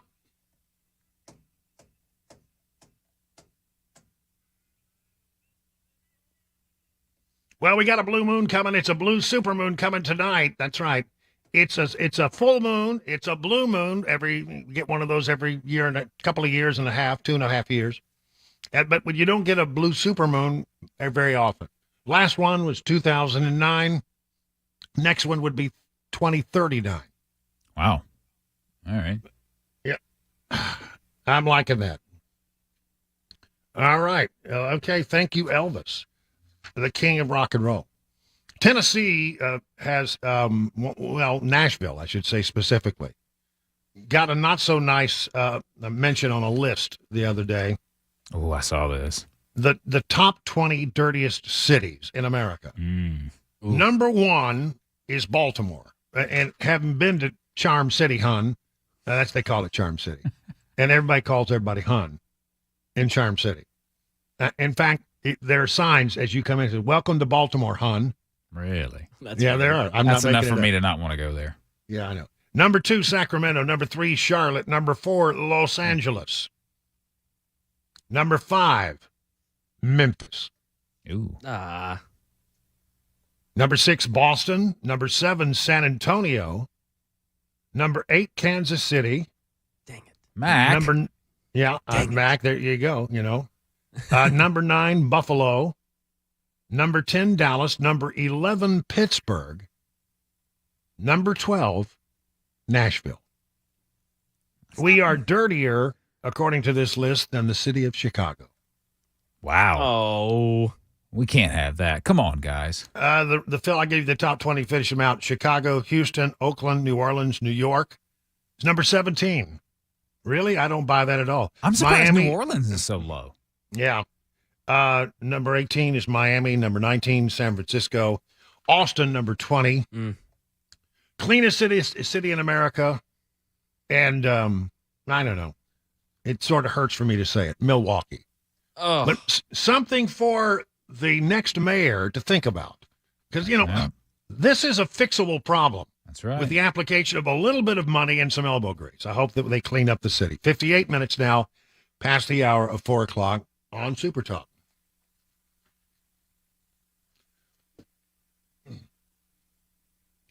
Grace Point Healthcare delivers medicine affordably with menu-style transparent pricing. You'll know how much it costs before the care is delivered. Smart Care plans start at $69 a month. You get unlimited office visits and free basic labs for the entire year. And because they treat the whole family, even newborns, they offer family plans as well. Now, if you marry this with your high-deductible insurance plan, could end up saving you and your family hundreds of dollars. At Grace Point, they take their time with each patient. They see you the same or next day. There are no long wait times or crowded wait rooms. They treat naturally whenever possible, and it is a military vet-owned practice. Just some of the reasons why it's been voted the best primary care provider by Toast of Music City year after year after year. Grace Point Healthcare on Main Street in Franklin. Here's the number, 599-6868 to schedule a visit.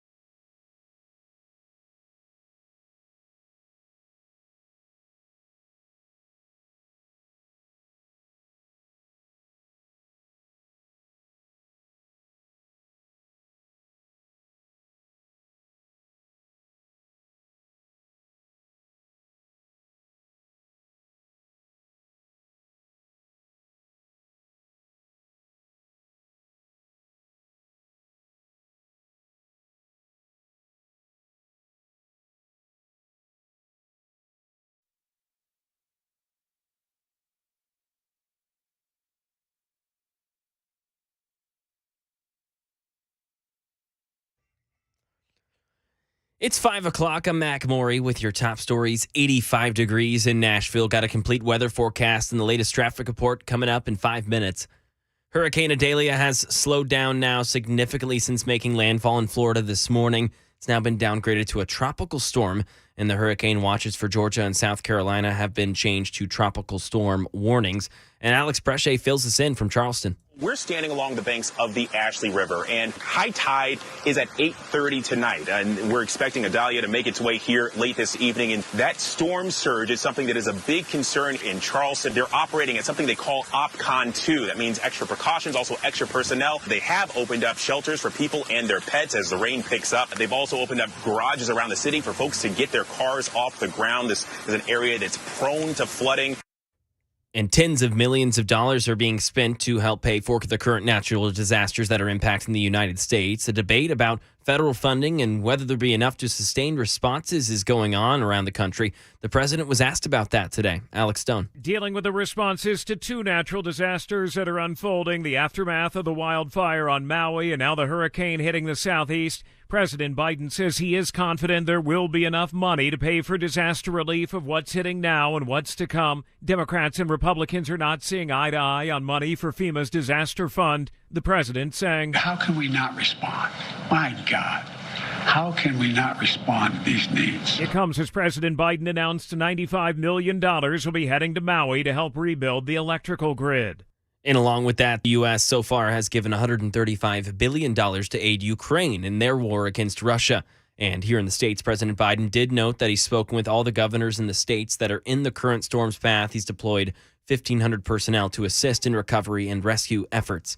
Crime in Tennessee. Channel 4 reports that a woman was robbed at knife point yesterday morning. This was at Cameron College Prep. 65-year-old William Joe Buford did the burglary. The woman arrived at the school, was allegedly forced inside of the school gymnasium. After taking her phone, keys, and watch, the woman said that Buford told her, quote, "I'm not going to hurt you, but if you were a white expletive, I'd kill you," end quote. The teacher was discovered. The school was put into lockdown. Police then tracked Buford down in the woman's car that he stole and now remains in custody on a $100,000 bond. In Kentucky, a spokesman for the Senate Minority Leader says that Mitch McConnell, quote, felt momentarily lightheaded today when he suddenly stopped speaking during a press conference. It's not the first time that this has happened. Stephen Portnoy. It happened at a press conference in northern Kentucky. The 81-year-old leader of the Senate Republicans froze up when he was asked whether he'd run for re-election 3 years from now. Mitch McConnell stood with a blank stare on his face. An aide stepped in. All right, I'm sorry, you all. We're going to need a minute. After about 30 seconds of silence, McConnell re-engaged and in a frail voice took a couple more questions. It's the second time in just over a month that he's had such an episode in public. And that is the latest news. Traffic and weather on the way. I'm Mac Maury, WTN News.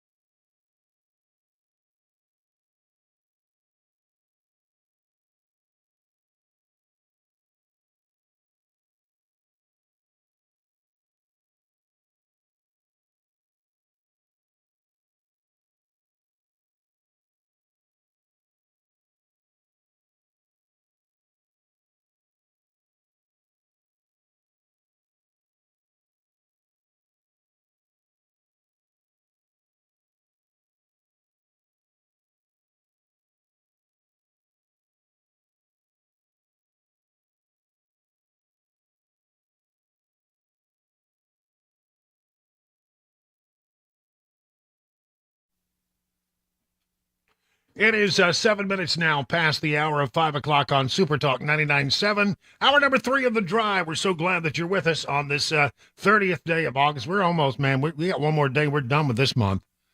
Man, I'm telling you, it's just me, or is it just flying by? In some ways, it seems like time is just flying by. It's just slipping into the future. And wow, that's poetic. Should have wrote a song. Yeah, I should write that down. That sounds like a good song lyric. And then but you know what? There are other parts of me. Sometimes it feels like it's going slow. Right now, it feels like it's going fast. We got this hurricane, Adelia, named after the famous onion. No, that's Vidalia. Vidalia. This hurricane has gone through parts of Florida. I think there's almost 300,000 people without power. Came ashore north of Tampa Bay, Clearwater, Florida area. Has now cut a swath. It's already across Florida and into Georgia. And by, I don't know, this time tomorrow, it'll be out in the Atlantic again. And so it's causing a lot of problems. But, I mean, as these things go, Cat 3 does a lot of damage. But generally, I'm going to tell you a little secret about covering hurricanes. More people get killed, generally, in the cleanup after a hurricane than are injured during the hurricane. Injured or killed in the hurricane. That happens. You know, there'll be somebody who steps in front of a bulldozer. There'll be somebody who picks up a power line. There'll be industrial accidents because you're putting so many people out there trying to clean this stuff up in a very bad situation. But literally, more people generally die in the cleanup than actually. So the people of Florida need your prayers right now as they are trying to put their lives back together over there on the west coast of the Florida Peninsula. Now, and you were Matt Murphy was all hung up today about how people are calling that one part of Florida the Big Bend. I've heard that. Have you not heard that? I don't know that I had ever heard it before, but I mean, I can get behind it. You know what It they're makes talking sense. about when they say it, right? Yeah, absolutely. Yeah. Then there's the big what I call the pimple on Florida. You That go I through the definitely have panhandle. never heard. Well, you go down the panhandle, then you go around the pimple. That's Apalachicola. Yeah. Then you get the big bend, and then it goes all the way down, long ways, and that's the peninsula. Well, anyway, I'm glad that it's through. What has happened has happened. It's bad, but it's not as bad as some of the things we've had. A lot of houses damaged. But I think, the thing about it is we're getting so good at predicting these hurricanes. I mean, the spaghetti models on this were they were almost all together, which is a suggestion that, the people who prognosticate these things are getting better and better and better, and the computer models are getting more and more sophisticated. So that's a good thing. And we, our prayers go out to the folks in Florida. For those of us who are going to take a beach weekend around Labor Day, it should, it's probably not going to affect the part of Florida that most people from this area go to. They go to the Panhandle, or they go to Pensacola, or they go to Fort Walton Beach, or they go to, maybe even Gulf Shores. If you go to Gulf Shores, then make sure you stop by the Pink Pony Lounge. You got to have crab claws at the Pink Pony Lounge. Disclaimer: that is not a gentleman's club. No, it's not. It's sounds been there like forever. one. Yeah. And then, then you got to go to the Floribama. Oh, if you dare. And then you got to go to the Red Bar and get grouper. Grouper, I'm telling you, the grouper at the Red Bar along 30A, on top of a sort of a square of cheesy grits with a sauce, and I'm telling you, it's just the best. All right, you got to stop talking about that because it's crowded enough as it is. We don't need more people finding out about that. That's right. Yeah. Well, it is. It is good, though. It is good stuff. All right. The Department of Justice has told Jim Jordan, the chairman of the Senate Judiciary Committee, that it will not cooperate with subpoenas for 2 FBI agents involved in the department's investigation of Hunter Biden. Not going to do it, not going to help you, not going to cooperate. Apparently, they say the committee has stipulations for the depositions that they can adhere to. And they say, look, we're going to compelling testimony from the pair of FBI agents, special agents Thomas Soboshinsky and Raisha Hawley of the FBI's Baltimore field office was premature because the DOJ said, well, we can have conversations. Apparently, they didn't like the idea that 2 FBI employees would be brought before the committee without counsel, without FBI counsel. And so I think probably what this means is there'll be more discussions.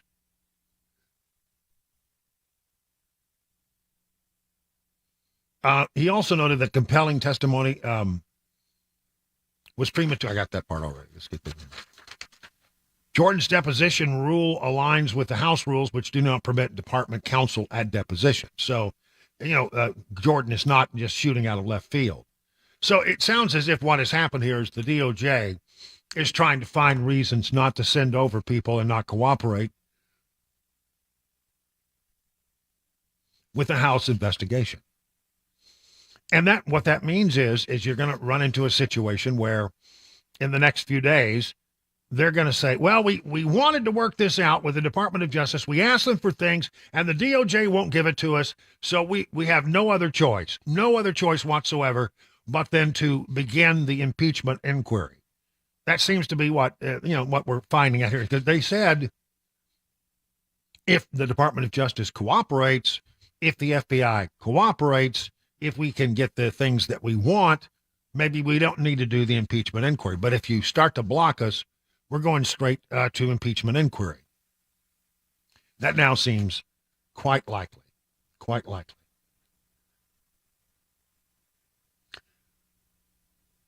James Comer, who's on the Oversight Committee, is accusing Biden of abusing power by letting his son travel on foreign trips, and he is demanding the flight records of Joe Robinette Biden Jr. when he was vice president of the United States. He says he's formally accused, House Government and Accountability Committee Chairman James Comer formally accused Joe Biden of abusing his power by allowing his son to travel on Air Force Two to help score foreign business deals, formally demanding the National Archives turn over all flights records from such trips. The committee seeks unrestricted special access under the Presidential Records Act to certain records related to then Vice President Biden's foreign travel with his family on Air Force Two and Marine Two. Comer and fellow committee members, Representative Byron Donald, wrote the letter to the National Archives asking for this. It has long been known that Hunter Biden took trips aboard his father's government jet during the Obama administration, including one in late 2013 to Beijing, in which Joe Biden met with one of his son's prospective business partners in a major investment fund in China. There may have been 15 such trips during the time that he was vice president under Barack Obama. Barack Obama, he was always, bragging about the fact that, we're no drama, Obama. We don't have any scandals in our presidency. We're leaving office, and well, this is the scandal. It was there. It was there, and it was going on right under Obama's nose, and I think he knew about it. What did Obama know, and when did he know it? Joe Biden was taking his son all over the world on Air Force Two. When you roll off the steps of Air Force Two and you land in a foreign country, you are greeted warmly because you represent the United States of America. And so if you are Hunter Biden and you take a ride over there and then immediately go off to meet with your potential business partners and trying to drum up business, it really is quite impressive to people in other countries that you're then getting on the aircraft with the sitting vice president of the United States. So again, what I think is going to happen is they're back right after Labor Day. Congress they've taken a recess. They've been working behind the scenes, no telling what they've dug up.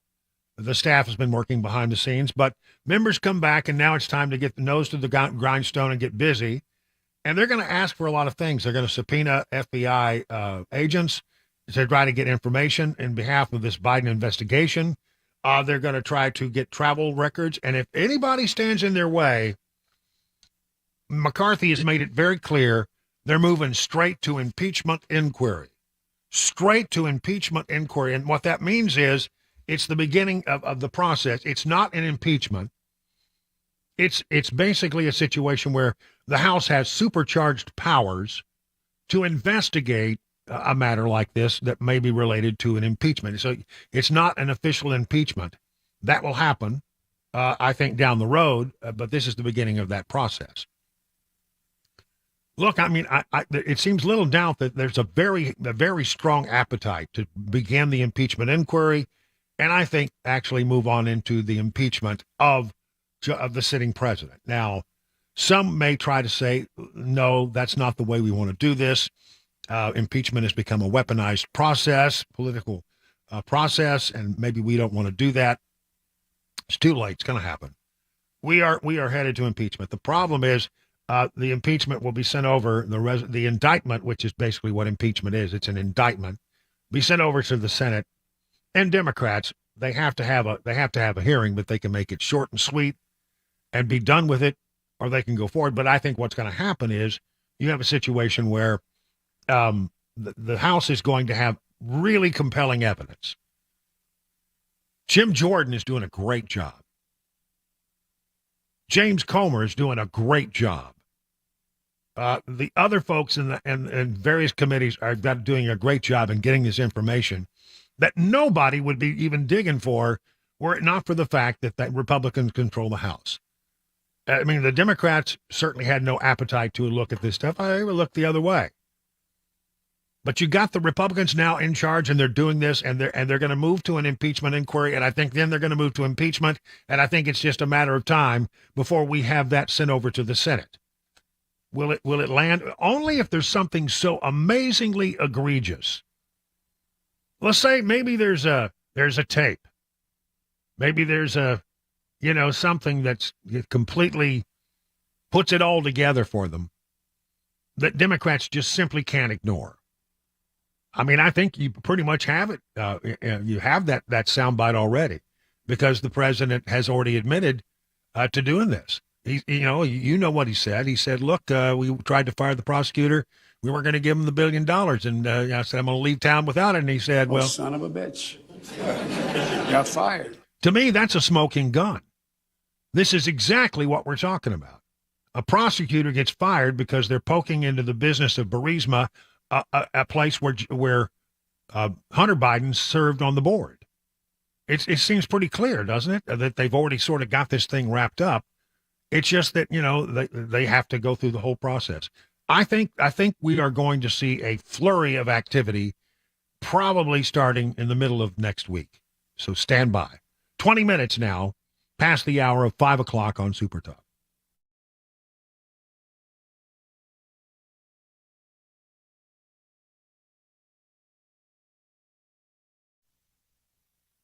Maybe tonight you're headed out for a steak. You want to stop and have a steak on the way home? Why don't you stop at your nearest Legend Steakhouse? Johnny Fleeman would love to see you out there. He's been a supporter of WTN going back for a long time. And he's got a good restaurant and a good steak. They also want you to think of them, though, in a different way. Maybe you think of them as a place to go for lunch. A meat and two country cooked vegetables, and then one meat. Now, the meats, let's talk about that. Fried pork chop, Smoky Mountain meatloaf, fried catfish, slow cooked pot roast with gravy. You get yeast rolls, you get cornbread, and then your vegetables and casseroles. Man, this is where it gets good. 14 vegetables and casseroles to choose from. Broccoli casserole, turnip greens, bourbon glazed apples, fried green tomatoes, potato casserole. I mean, this is just good home cooking. In fact, these recipes came from Johnny's mom. He borrowed the recipes some 30 years ago and just never gave them back. Legend Steakhouse, multiple locations, good food at a fair price. They've been here in business for some 34 years. You're going to love your next visit to Legend Steakhouse. Go to legendsteakhouse.com. That's legendsteakhouse.com for locations and to order online.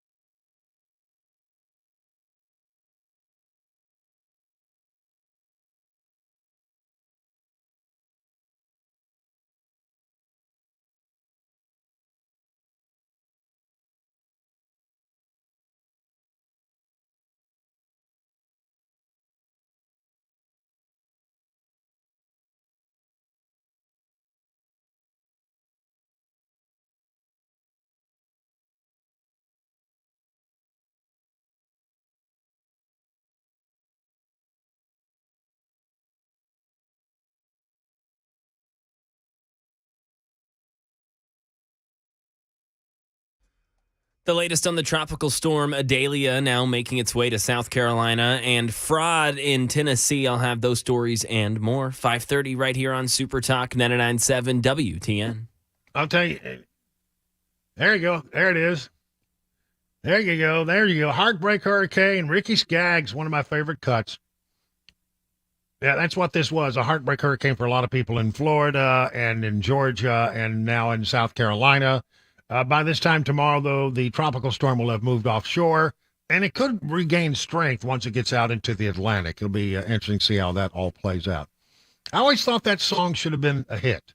That is a good one. I don't know that I've ever heard that one. It's one of my favorite Ricky Skaggs songs, and I never heard it on the radio, but of course, I have every CD every CD that Ricky Skaggs ever put out, and that's always been one of my real favorites. Heartbreak Hurricane. I mean, are there other songs about hurricanes? We need to think about that. Well, the one that comes to mind for me is the song by Scorpions, "Rock You Like a Hurricane." Yeah, that was kind of Isn't there a Bob Dylan, "Like a Hurricane"? That's something Bob like that. Dylan. Maybe I'll have to look that up. Yeah, I think that's right. That's. Yeah, you need to look it up. Hurricane, Bob Dylan song. Yeah. The thing about Bob Dylan is you can never understand him. No. They say. Okay. I'm Bob Dylan. I met Bob Dylan one time. Backstage. Here's the most bizarre day of my life. One of the most bizarre days. Working at Channel 5 in Washington, D.C., and they had a big concert, the Grateful Dead and Bob Dylan. And it was at the RFK Stadium. And so, Dylan opened for the Grateful Dead. But then he hung around, and it was a hot day. The reason they sent me down there was not because, here we go.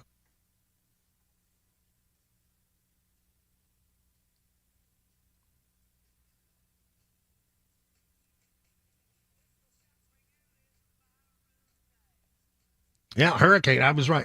It's like a hurricane.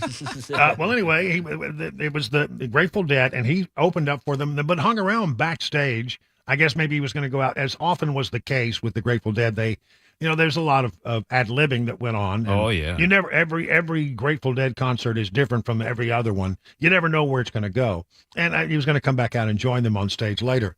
And I thought, well, Bob Dylan doesn't talk to the press.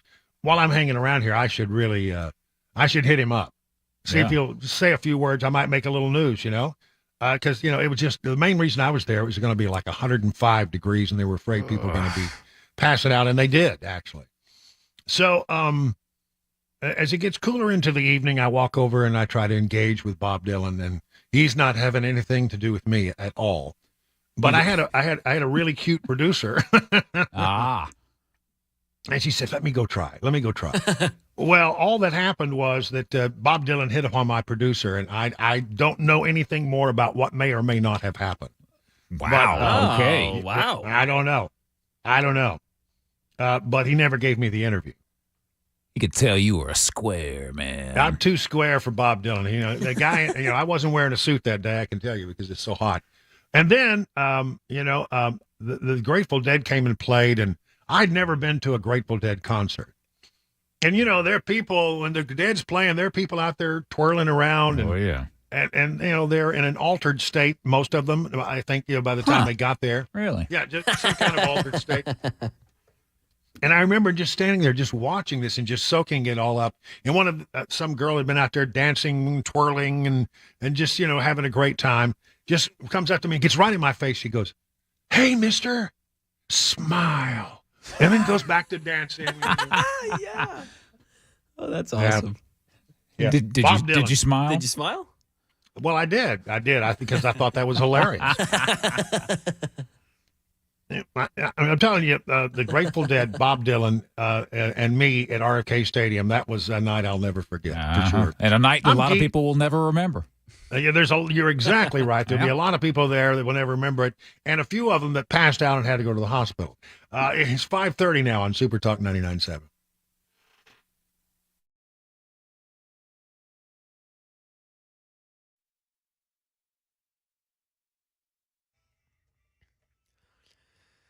It is 5:30. I'm Mac Maury with your top stories. Currently 84 degrees in Music City. Got a complete weather forecast and the latest traffic report on the way in 5 minutes.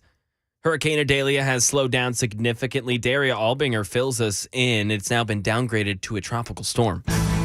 Adelia is now a tropical storm heading for the Carolinas. ABC's Alex Perche in Charleston. This surge could be pretty impactful. It is low-lying. Marina behind me along the Ashley River. A lot of boats there. That wall's not very tall. So, if there's a significant surge, we expect it to lap over. They are urging people to stay indoors, to hunker down, and not to put these first responders at risk. President Biden is trying to get help to the victims ASAP. President Biden already preparing to ask Congress for even more emergency aid for hurricane and wildfire relief. In the meantime, federal teams on the ground are going to continue to work with the first responders in Florida, Georgia, South Carolina, North Carolina to get people to safety. FEMA already has 1,500 federal workers in the South helping towns return to normal. Tropical storm Adelia could cause rip currents well into New England. And what was reported to be a tornado flipped a car in Goose Creek, which is north of Charleston. Police said that the two people were inside and they suffered minor injuries. Right now in Tennessee, News 2 says that a Columbia woman, 56-year-old Sonia White, has pleaded guilty to defrauding a North Carolina clinical laboratory company out of $400,000. She created a fake vendor named Middle Tennessee Diagnostics while submitting fraudulent invoices, and White faces up to 20 years in prison, along with a fine of up to $250,000. That is the latest news, traffic, and weather on the way. I'm Mac Maury, WTN News.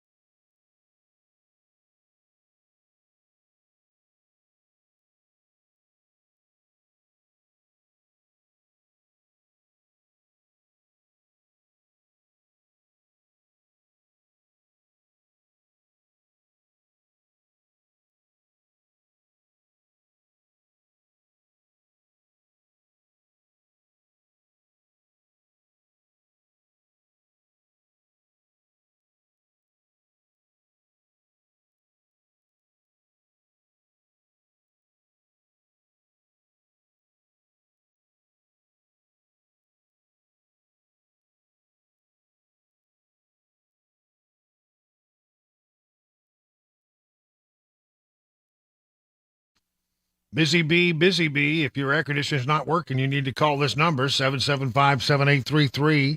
They will buzz right over to your hive and get you going, man. I mean, they'll not waste any time at all. And maybe you just need a little coolant, or maybe it's an easy fix. But if you've reached the point where you need to replace your system, you're never going to find a better value than you do at the folks at Busy Bee. You should become a member of the Beehive Club. I am. It costs about $99. It can start at $99. Goes up depending on how big your units are, how many you have. But you get 3 thorough maintenance services on your systems, one aimed at heating, one aimed at cooling, and one aimed at plumbing. No overtime charges 24/7, 10% off all repairs. Busy Bee Plumbing, Heating, and Cooling is your official Rude Pro partner. For satisfaction guaranteed, call Busy Bee Plumbing, Heating, and Cooling, 775-7833, online at busybeehvac.com.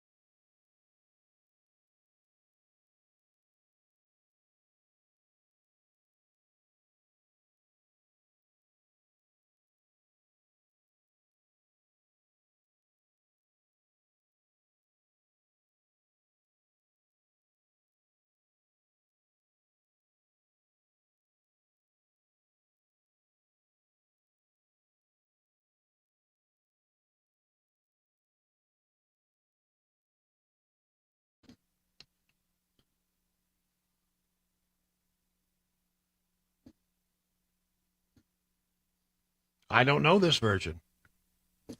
This was brought to my attention by a super texter. This is Sha-Na-Na. Is that Sha-Na-Na's version of it? Yeah, apparently this was in the movie Grease. Yeah. Oh, really? Yeah. They didn't do the No. big long ding blue moon. No, they didn't do that. They did not. Yes, that was. I think that was almost verbatim. I think I got that pretty. Are you sure? No, I'll check the tape. Yeah. Let's see. What is it? Yeah. Well, anyway, it's what was the name of that group that did that version was called the Marcells. Yes. They did the real up tempo thing. Well, there you go. Okay, that's great. We do have a super blue moon tonight, so be sure you step out and look at it, and then notice that there's an evening star, which is not a star at all. It's Saturn. Saturn is very prominent in the evening sky. If you look close, you can see that it's not a star because it's not twinkling. Exactly. Planets don't twinkle. That's right. There's stars twinkle. All right. Listen, let's talk about Donald Trump. You would think that, we're going to call him. You came up with this, Chris. I got to say, it is just brilliant. We're going to start calling Donald Trump Obi-Don Kenobi. And nothing that happens to the guy, if you strike him down. If you strike me down, I shall become more powerful than you can possibly imagine. And that is exactly what has happened with this guy. I mean, every time they come at him, Obi-Don Kenobi, I said, these aren't the droids you're looking for. He just somehow weasels his way out of everything that could normally cause a politician to have real problems. You get indicted 4 times and you got 91 counts against you, and people go, oh, well, I don't care, still my guy. And he will likely be, the way it looks now, he will likely be the Republican nominee. Everybody is way behind him. So he's the elephant in the room, and he's raising money like crazy. Donald Trump has raised $20 million this month alone, according to his campaign.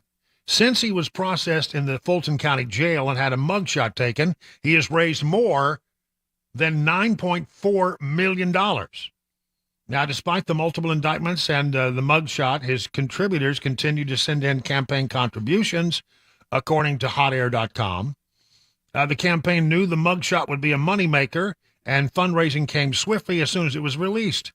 The angry scowl seen around the world is marketed on various merchandise on Trump's website. Trump's haters are buying up merchandise on the other sites and displaying their purchase on social media. Listen to this, 24,000 coffee mugs, 36,000 T-shirts, 8,600 posters. One thing that people talk about is the amount of money that Trump is spending on legal bills and how a lot of those bills are being paid by campaign donations. It's being reported the mugshot merchandise is being earmarked by the campaign for political and campaign activities and will not be used to cover legal expenses. Trump has spent tens of millions of dollars on legal bills since the season of indictments began. And as I mentioned, he's facing 91 counts. But he raised $5 million in the first 48 hours after the indictment in Manhattan and $10 million over 5 days. After the indictment over the mishandling of classified documents, his campaign raised $6.6 million. Okay? This is something else. He just continues to raise money, building up a campaign war chest, building up his legal fund. And there we go. Now, he also said he watched, apparently, the vice presidential debates, because that's what they really were. Let's be honest about it. Coach, sure, they're called presidential debates. And by the way, the next one will be Dana Perino and, I can't think of the guy's name. Somebody from the Business Channel. Stuart Varney. And both those guys pretty sharp. But Trump apparently looked at the debate and said to Glenn Beck, I sort of like that Ramaswamy guy, Vivek. Former President Donald Trump on Tuesday praised GOP candidate Vivek Ramaswamy when asked if he would consider the 38-year-old biotech running engineer as a running mate. I think he's great. President Trump told conservative talk show host Glenn Beck, I shouldn't try to do Trump. Look, anybody who said I'm the best president in a generation, and he said it a couple of times, you got to level a guy like that. During the interview, Trump openly discussed his thoughts on the presidential candidacy of Mr. Ramaswamy, indicating his receptiveness to a youthful and comparatively unestablished candidate who could bring a fresh perspective to Washington. Trump, considered the frontrunner for the GOP nomination, did describe Ramaswamy as smart, young, and a lot of talent. When asked about the possibility of a vice president Ramaswamy, President Trump responded, he's a very, very, very, he used three veries, very, very, very intelligent person. He's got good energy, and that could be some form of something. I'll tell you, I think he's very good. I think he's very good. I think he's really distinguished himself. Yeah, that's interesting. A lot of people, when we did our focus group, when we opened up the phone lines and let people say, you saw the debate, what did you think? I mean, Chris backed me up on this. I think the thing that emerged from that, and it's anecdotal evidence, but it's sort of like a focus group, really. The people who listen to this radio station, very many of them said, I thought that Ramaswamy was the winner. And they thought that he carried the night. I don't know, but it seems to me that that he did very strongly in the minds of so many people. Now Trump is looking at him. I sort of thought he might go with Kari Lake. I thought he might go with Kristi Noem. But, it sounds like he's open to a Ramaswamy. We'll see. We'll see what happens.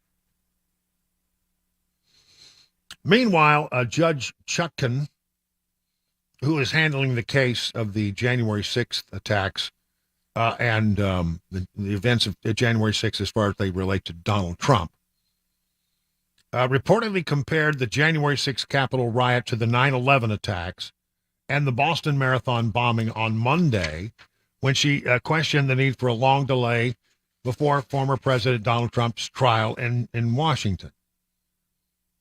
The remarks reported by Julie Kelly, who's covered the trials of defendants accused of participating in the January 6, 2021 riot at the U.S. Capitol.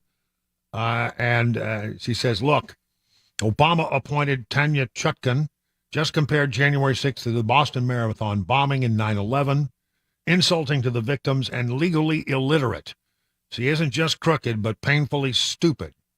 Trump faces charges in D.C. of conspiring to unlawfully overturn the 2020 presidential election, although challenges and claims of election fraud that special counsel Jack Smith has linked to the January 6th riot.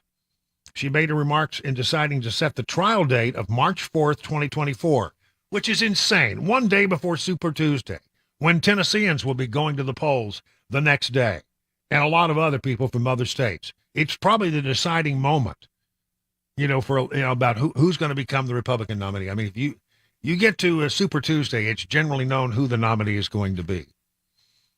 And it looks like it'll be Trump, but this is all very political, all designed to try to knock him off his game in the midst of the primary process. I mean, this will be shortly after, Iowa's in February, and then you go to New Hampshire, and then you go to Nevada quickly, and then over to South Carolina, and then it's Super Tuesday. That's it. That's pretty much the way it runs. By the time you get to Super Tuesday, it's going to be a decided deal. And there's no way that this actually is going to hold up. As you start getting into these things and the pretrial motions that are going to be filed by the Trump people, trying to make sure that, some of these things get left before you ever get into trial, get peeled away. I think they're going to have some success in that, because I think what you're going to be able to find out is when it came to January 6th, the president only used words. He only used words. He didn't, he didn't coerce anyone. He didn't threaten anyone. He simply said, I'm trying to find 11,000 votes. What's going on down there? I'm hearing all these problems. Can you tell me what's going on? Because I'm hearing about this, I'm hearing about that, I'm hearing about this. And it's his right as a candidate to be able to pick up and ask people what the heck is going on. So, look, I don't think that a lot of that's going to hold up. It's about his free speech rights, his First Amendment rights as an individual, and perhaps a little enhanced right that he had as president. of the United States. I don't see this. I don't see this thing getting resolved. In any way except that they're going to have to throw some of this stuff out. Political speech, the Supreme Court has said, is the most important kind of speech. Must always be protected. And I think that if you can get a ruling from somebody pretty quickly that these charges should not have been brought, then the whole thing could go away even before they begin the trial. But right now, very clear that the process that the Democrats have put into place is meant to mess with Trump during the primary season. No doubt about it. 48 minutes now past the hour of 5 o'clock on Super Talk 99.7 WTN.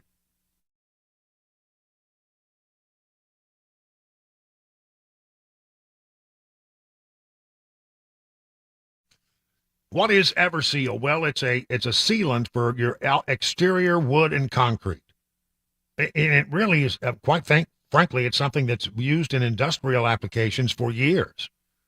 But the folks at Everseal have found a way to take this product, this sealant, for your wood and concrete and make it cost effective so that home and business owners can actually afford it. Process starts with a deep cleaning. They go in and they clean your wood, they clean your concrete, and make it look as good as it possibly can look. And then their patented seal will absorb all the way through to become a permanent part of your wood and concrete to prevent further deterioration for the next, are you listening? For the next 30 to 50 years. I mean, come on. Think about that. You do it one time and you're done. How many times do you just talk about your deck? I mean, a lot of people seal their deck every year. Maybe they seal it every other year. But I mean, think how much money you would save, how much time you would save if you didn't have to touch that deck and put sealant on it for 30 to 50 years. You just go out and use your deck and enjoy your deck. I think you can see very quickly how this might be something that could save you money over the long run. And if this is something that you want to explore, reach out to Steve Nelson and the team over at Everseal. They'll give you all the answers. 844-EVER-USA. That's 844-EVER-USA. And you can learn more by going to their website, ever-seal.com. Hi, I'm Paul Winkler. I've had a financial radio show on WTN for over 20 years. But before that, for about the first 10 years of my career, I worked for a big investment firm. The name of the game was selling and getting assets under management. Then I was introduced to evidence-based investing, driven by academic research and not the sales process. Two big revelations. One was that investing in the stock market wasn't a gambling adventure. I had never thought about it that way. Think about when we invest, you're just gambling your money away and just throwing it into the casino. Well, investing in stocks is really just owning companies. And you think about some of the most successful people in the world are business owners, and you get to be a business owner when you invest in the stock market. It allows you to be part owner of the most successful companies in the world. The second had to do with how you were investing in those companies. In my former role, I was taught that my job was to use my skills to predict the future. Oh, crystal ball, what stocks or market segments are going to do best in the near future? If you listen to investing news sources and investment advisors, you'll find that making predictions is the rule rather than the exception. One recent study shows that 93% of professional managers underperformed the market over the past 15 years in their selection of large U.S. stocks. And it was over 95% that underperformed with small companies. Did you know that you could be tremendously successful as an investor without predicting the future? I believe the first step is education. However, it can't be just any education. We will help you understand what you're doing with your investments, why you're doing it, and what the basics are behind how things work. Then we make recommendations. I want you to be completely confident before you do anything. If that sounds like a winning game plan, set up a free 15-minute phone call at any of our 10 offices around Nashville. Go to paulwinkler.com to schedule a call today.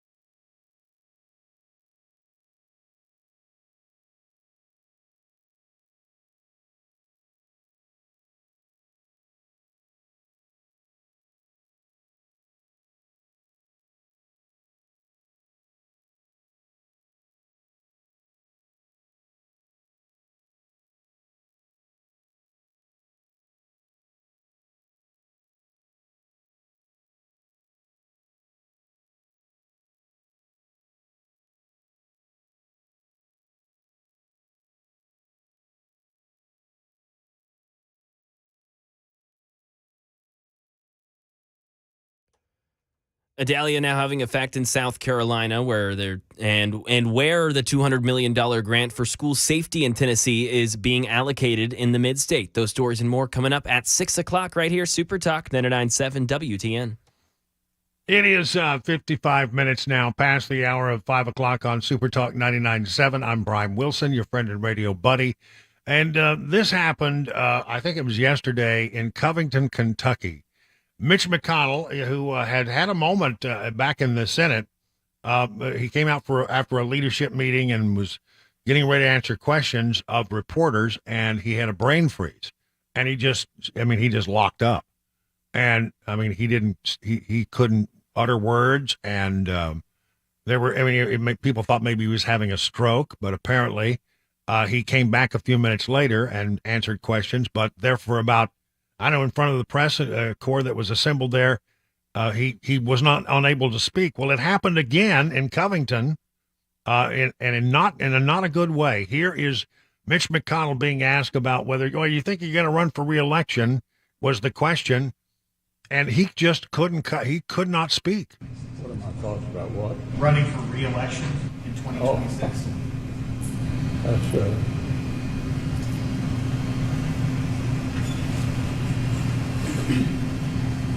Did you hear the question, Senator? Running for re-election in 2026? That's his, I guess, his handler or his press aide. All right, I'm sorry, you all. We're going to need a minute. Senator. And she steps in, and then the people walk up and ask, "Are you okay?" They don't want the microphones to pick up. And then it goes for a few more minutes, more seconds. okay. Okay, now he's back, or he's starting to come out of whatever it was. Somebody else have a question? Please speak up. So there you have it. Not a good moment for Mitch McConnell as he has another brain freeze. I think we are owed an explanation at this point as to what's going on with Mitch McConnell. 57 minutes now past the hour of 5 o'clock on Super Talk 99.7. So how are you faring in this rough and tumble market? The experts at Beacon Capital Management understand it can be a little scary, but here's the thing. Beacon has a plan to assess where you are and then help you make any mid-course corrections that might be needed. Wouldn't it be great to have peace of mind that you're on the right path? Beacon can provide that reassurance, and it starts with a phone call to this number, 615-488-9303. The experts at Beacon will ask you the questions, and you'll take it from there. What do you have to lose except for all the worry that you have? Get started today by calling 615-488-9303. At the end of the process, you'll be able to rest easy knowing that you have a plan that meets your retirement goals. Replace the worry with confidence that you're on the right path, that all the T's have been crossed and all the I's have been dotted. That number again, 615-488-9303. The experts at Beacon stand ready to take your stress away. And you can learn more at askbeaconnow.com.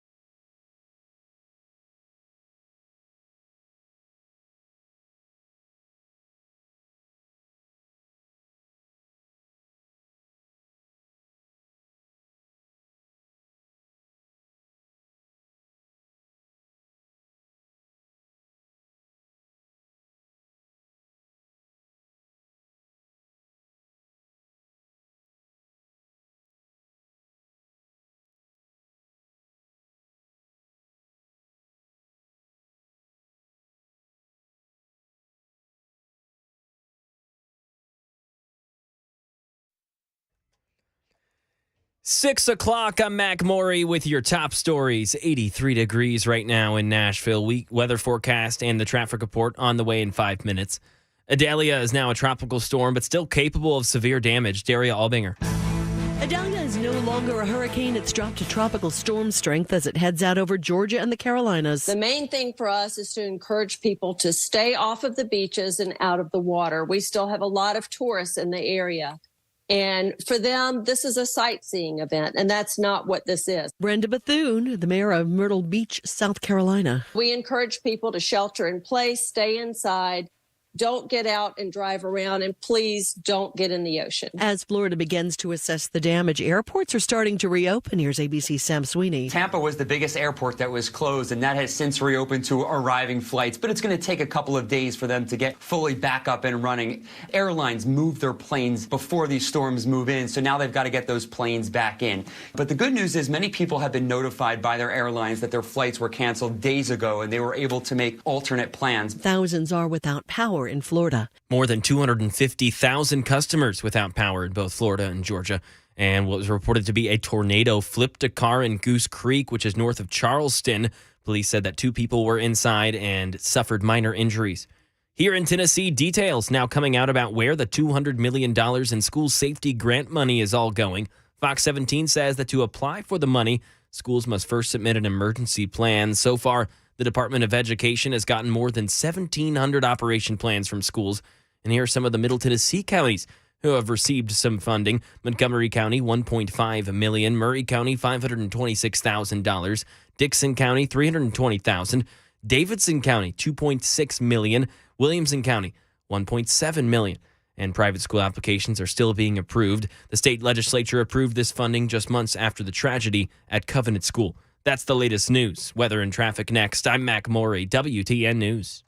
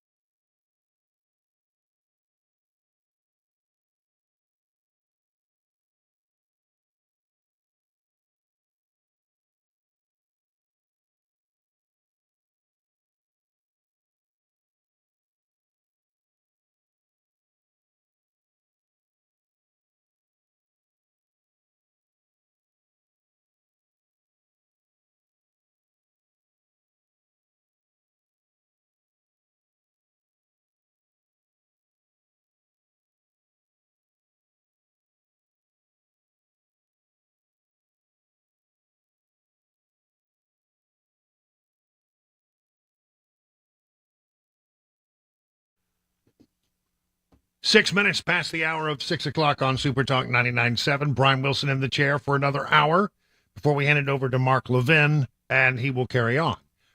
We got a lot of stuff going on. I got to tell you, I was looking at the videotape that we played the audio tape a moment ago where Mitch McConnell just froze up. I mean, it's a sad piece of tape. I mean, you look at it and you realize this man is going through something.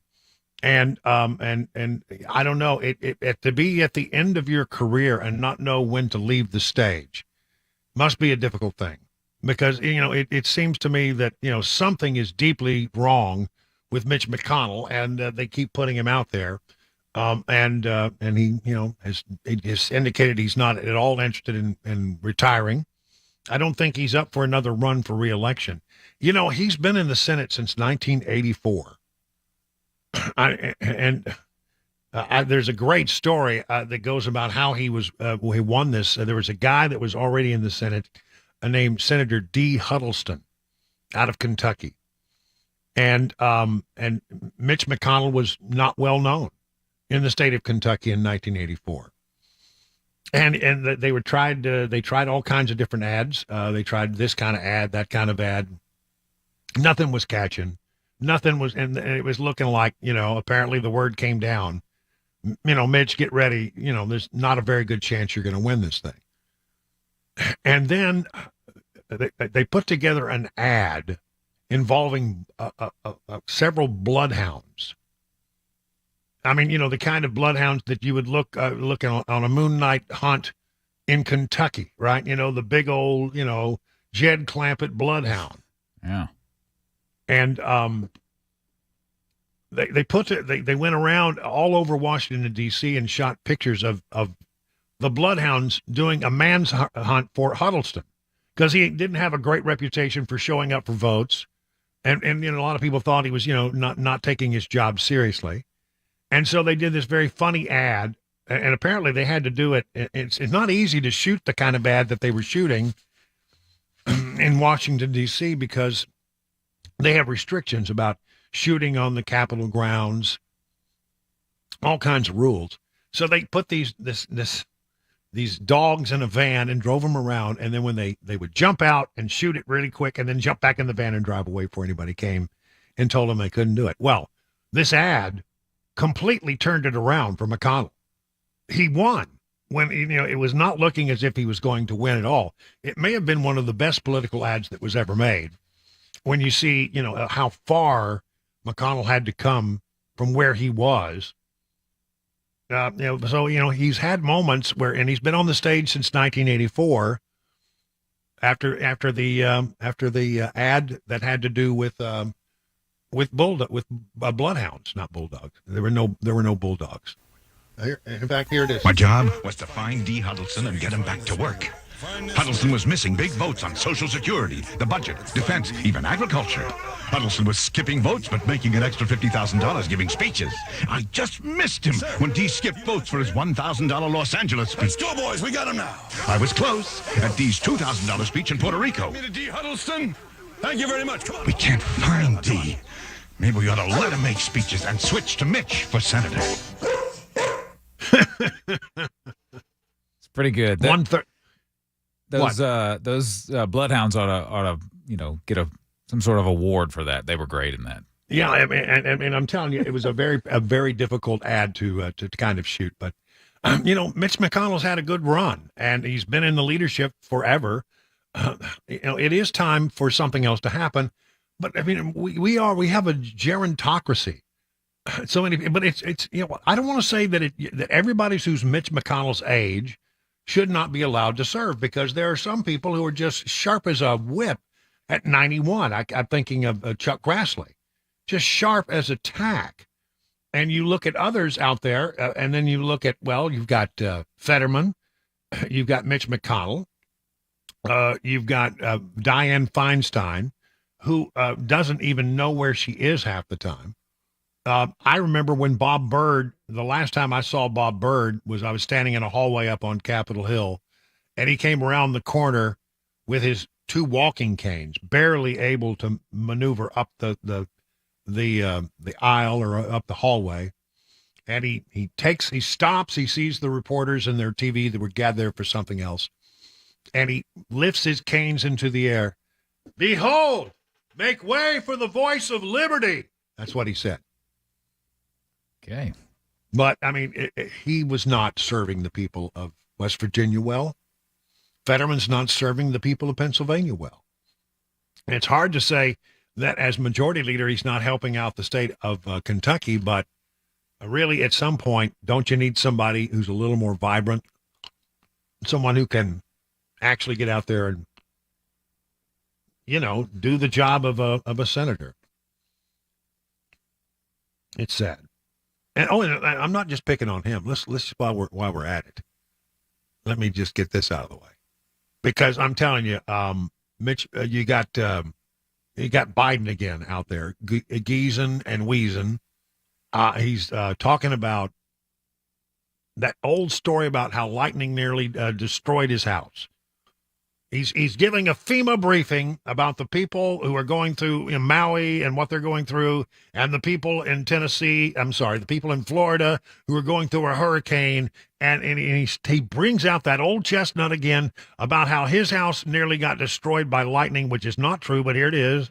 I didn't know anything like that, but lightning struck my house. We had to be out of that house for about 7 months while it was repaired because so much damage was done to the house, and half the house almost collapsed. Okay, this story gets different. I mean, the last time he told it, he said, well, I nearly lost my wife, my car. I almost lost my wife, my 67 Corvette, and my cat. Yeah, so and now the story is that the house nearly collapsed.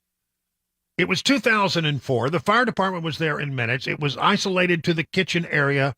It was not everything that he says it is. Now, they may have had to get out of the house while they did some repair work. That would not be uncommon, but it's a little bit of a stretch. And why in the world would you even bring that up? Why in the world would you even bring that up when you're talking about people who've lost everything in Maui? Lost everything. There's apparently on a marquee somewhere in Maui, Lahaina, there is a sign. I saw it on the internet today. It said, "Thank you, Mr. President. We're so sorry you almost lost your Corvette." It's because they've lost everything. Their house, their Christmas decorations, their family photos, their car. They have nothing left whatsoever. And he's telling a story about how he almost lost his cat. It's just like, come on, man. Well, in fact, I thought I would use that. Come on, man. Come on, man. You can do better than that. But he keeps telling the story, and it's simply not true. It's simply not true. So he's wheezing and geezing as well. Fetterman, there's a guy that I don't understand how the people of Pennsylvania ever decided this was their guy. Is it staggering responsibility that the head of a bank could literally crash our economy? It's astonishing. That's like if you have, and they also realize is that now they have a guaranteed way to be saved by no matter how, So it's isn't it appropriate that this kind of control should be more stricter to prevent this kind of thing from going? Or should we just go on and start bailing and sailing whoever bank, regardless of how their conduct is? This is sad, isn't it? I have real sympathy for the guy. He can't communicate. I'll give you an example. The Republicans want to give a work requirement for SNAP. For a hungry family has to have this kind of penalties or some kinds of working required. Shouldn't you have a working requirement after we sell your bank with billions of your bank? Because they seem to be more preoccupied than SNAP and requirements for works for hungry people, but not about protecting the taxpayers, that will bail no matter whatever does about a bank to crash it. It's nonsensical. He just can't put together a sentence. And again, I'm sorry for what he's going through, but how can he possibly represent the people of Pennsylvania when that's the level of his ability to communicate? And I think we have to ask the same question about Mitch. I think we have to ask the same question about Dianne Feinstein. I think we have to ask the same question about others who have just lingered too long on the stage, just lingered a bit too long on the stage, that they're not able to do the things that they need to do to represent their people effectively. All right, well, we'll leave that for a moment. I didn't mean to get off into the deep woods about that, but it is an interesting thing that's going on. Mitch McConnell, been there since '84. Good run, Mitch. I mean, come on.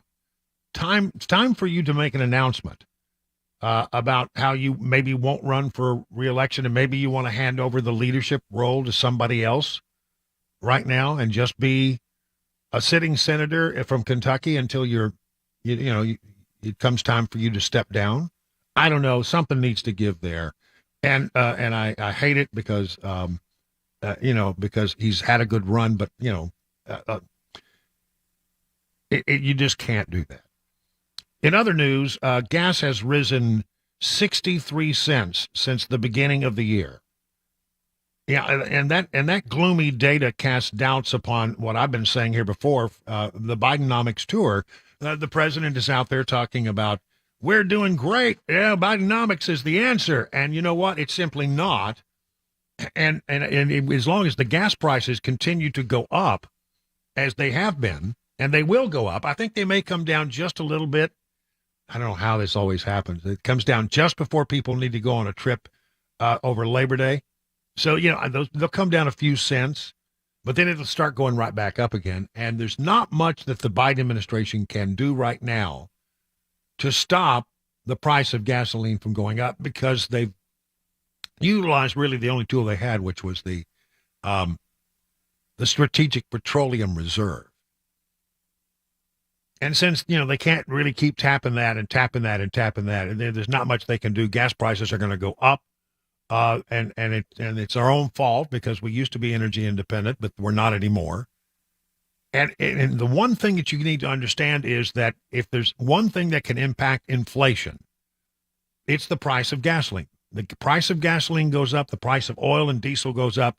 It ripples through the economy, and it just tears the economy apart and brings on inflation. When we were at 9% inflation, most of it had to do with gas. A good portion of it had to do with the price of gas. So he's out there making the case that Bidenomics is working, but the numbers seem to suggest otherwise.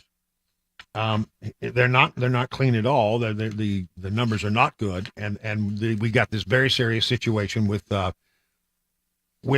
inflation that is just going to tear up the country as we go forward.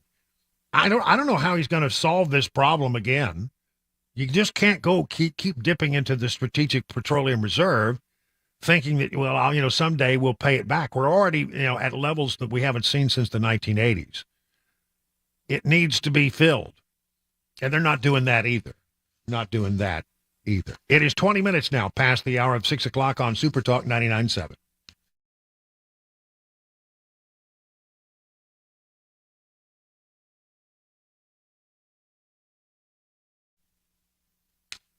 Let me tell you about Assisted Family Care. This is a great company that can help you, because many times you've been around your family. Maybe it happens during the holidays. You see grandma, grandpa, or maybe your own parents who've gotten older. Well, that's what happens. When you get older, they get older too. And it comes to a time where they can't really help themselves. They can't do all the things they once were doing. And so Assisted Family Care is where you turn if you need help. They can connect you with a responsible, compassionate, compatible helper to assist you with your loved one's daily needs. And if your loved one is a veteran, a spouse, or a widow of a veteran, they could well qualify for a little-known benefit to help cover these kinds of expenses. Assisted Family Care has years of experience in helping those in Middle Tennessee who qualify to get access to this benefit. You see, many veterans are eligible to receive up to 20 hours of daily living assistance each week at no cost to them. Not everyone's eligible, but if you're a veteran with wartime service, you could qualify for the benefit for yourself or your spouse. The application process is not easy, but don't worry. Assisted Family Care can help you. Assisted Family Care will be there for you. Visit assistedfamilycare.com or call this number, 615-833-9725.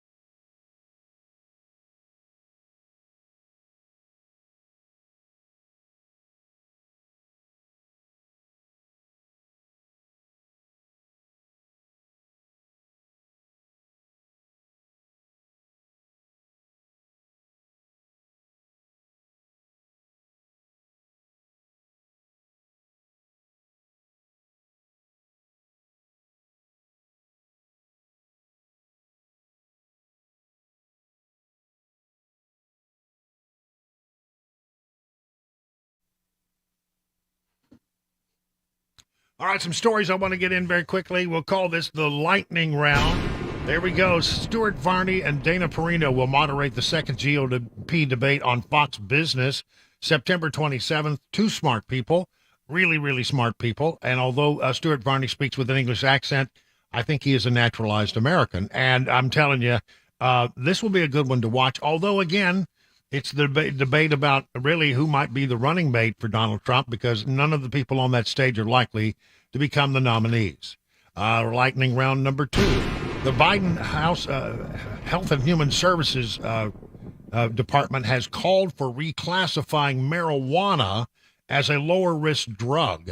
Assistant Secretary for Health Rachel Levine asked Drug Enforcement Administrator Ann Milgram to reclassify marijuana as a lower risk drug would have major implications for the legal status of the popular drug nationwide.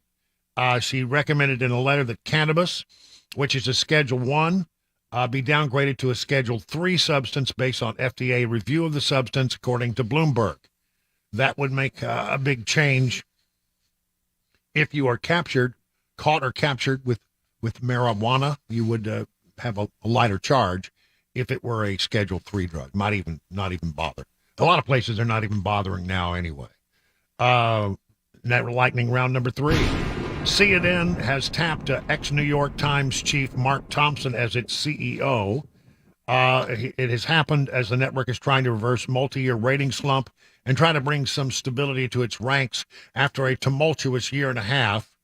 The guy does have television experience with the BBC out of UK, and so I don't know. It seems like to me a guy that comes to you from the New York Times. I don't think that he's going to have what it takes to change CNN into something that people will watch, because I'm telling you right now, they simply are not watching it very much. I'm confident he's exactly the leader that we need to take the helm at CNN at the pivotal time, said Warner Brother Discovery CEO David Zaslav, talking to staff on Wednesday. Big thanks for all your patience, commitment, and hard work. Simply stated, the real strength of CNN is its people, and you continue to set the highest standards in all you do. It's high standards, but nobody's watching, I guess. I don't know. I don't know that I would agree with the high standards. The appointment of Thompson, a 40-year news veteran who was recently knighted for his services in media, occurs just as the presidential campaign cycle starts to accelerate. And I don't know. The BBC, I think, is fairly liberal. It is government run in the UK. And then he went to the New York Times, and we know what that is. It's the most liberal newspaper in America, the old gray lady. And I don't think that this guy's probably going to be able to change the things that Licht started. CNN can't decide what it is. It doesn't stay with anything very long. They just keep going around in circles. At one point, there was some thought, well, maybe we'll be more conservative like Fox. Didn't work. Well, let's go the other way. Let's be liberal like MSNBC. Didn't work. All right, let's try to play it up the middle. Didn't work. Because people don't know what they're getting anymore at CNN. And it's just really, it's sad, because there was a one time in this country where CNN really was an important source of news and information. Nowadays, it's a laughing joke. Nobody pays attention to CNN. Many times, I would say that this radio station has greater listenership than it has viewership in some parts of its day part. So Zucker out, Licht out. This guy, Mark Thompson, is in, and I don't expect that he's going to have a hell of a lot of luck in changing all this. You know what they say? I've been in news organizations when I was, especially in local television, where the news director rolls over pretty rapidly. I think in the 12 years I was at WTTG in Washington, we had 9 news directors. Yeah, 12 years, 9 news directors. They just kept turning over, and then nobody could figure out what was going on. And it got to be a joke. All the reporters would say, yeah, news directors, they come, they go, the staff endures.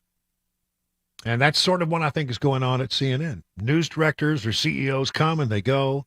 They tinker around the edges. They try to do something, and then they're fired.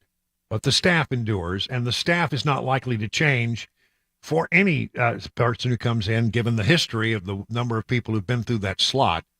I just don't think that the institution is ready to be changed, that they understand that they need to be changed.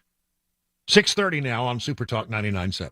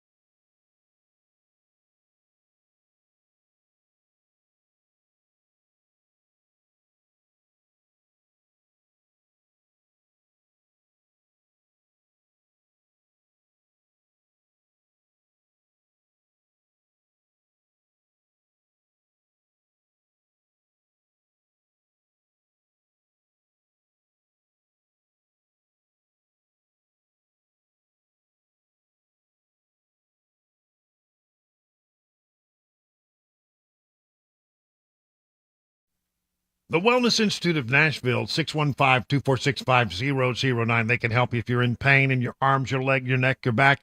They got this thing called non-surgical spinal decompression. I'm telling you, it's a thing that can really be a game changer for a lot of people who are in pain right now. They also have a new thing called the KT machine. It's sort of like the spinal decompression. It's for the knee, however. It elongates the knee and joint, allows the meniscus or the cartilage to heal, receive the healing therapy without the need for surgery or without the need for painkillers. Now, if any of this sounds good to you, and you're a new patient, you need to take advantage of the 2023 special. Exam, consultation, x-rays if needed. Sit down with Dr. Mitchell, go over your condition. He'll set up a healing plan for you, and you get started. $23 for new patients only. 615-246-5009. Learn more at painisbad.com.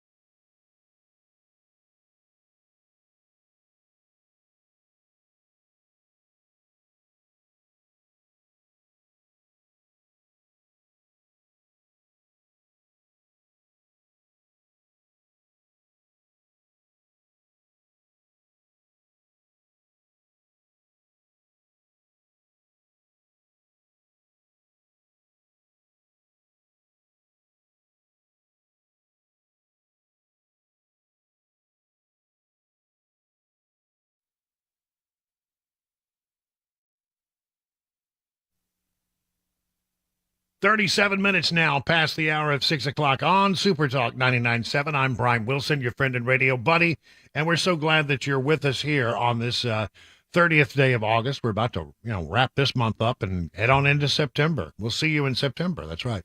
Congress has been out most of the month of August because that's what they do. They take some time during August and they travel around their home districts or their home state. They go on CODELs, congressional delegations overseas many times. So it was a pleasure to pick up our conversation with Representative Mark Green today, Tennessee's 7th Congressional District, talking about, what's been going on and what's going to happen now that Congress is about to return following the Labor Day break.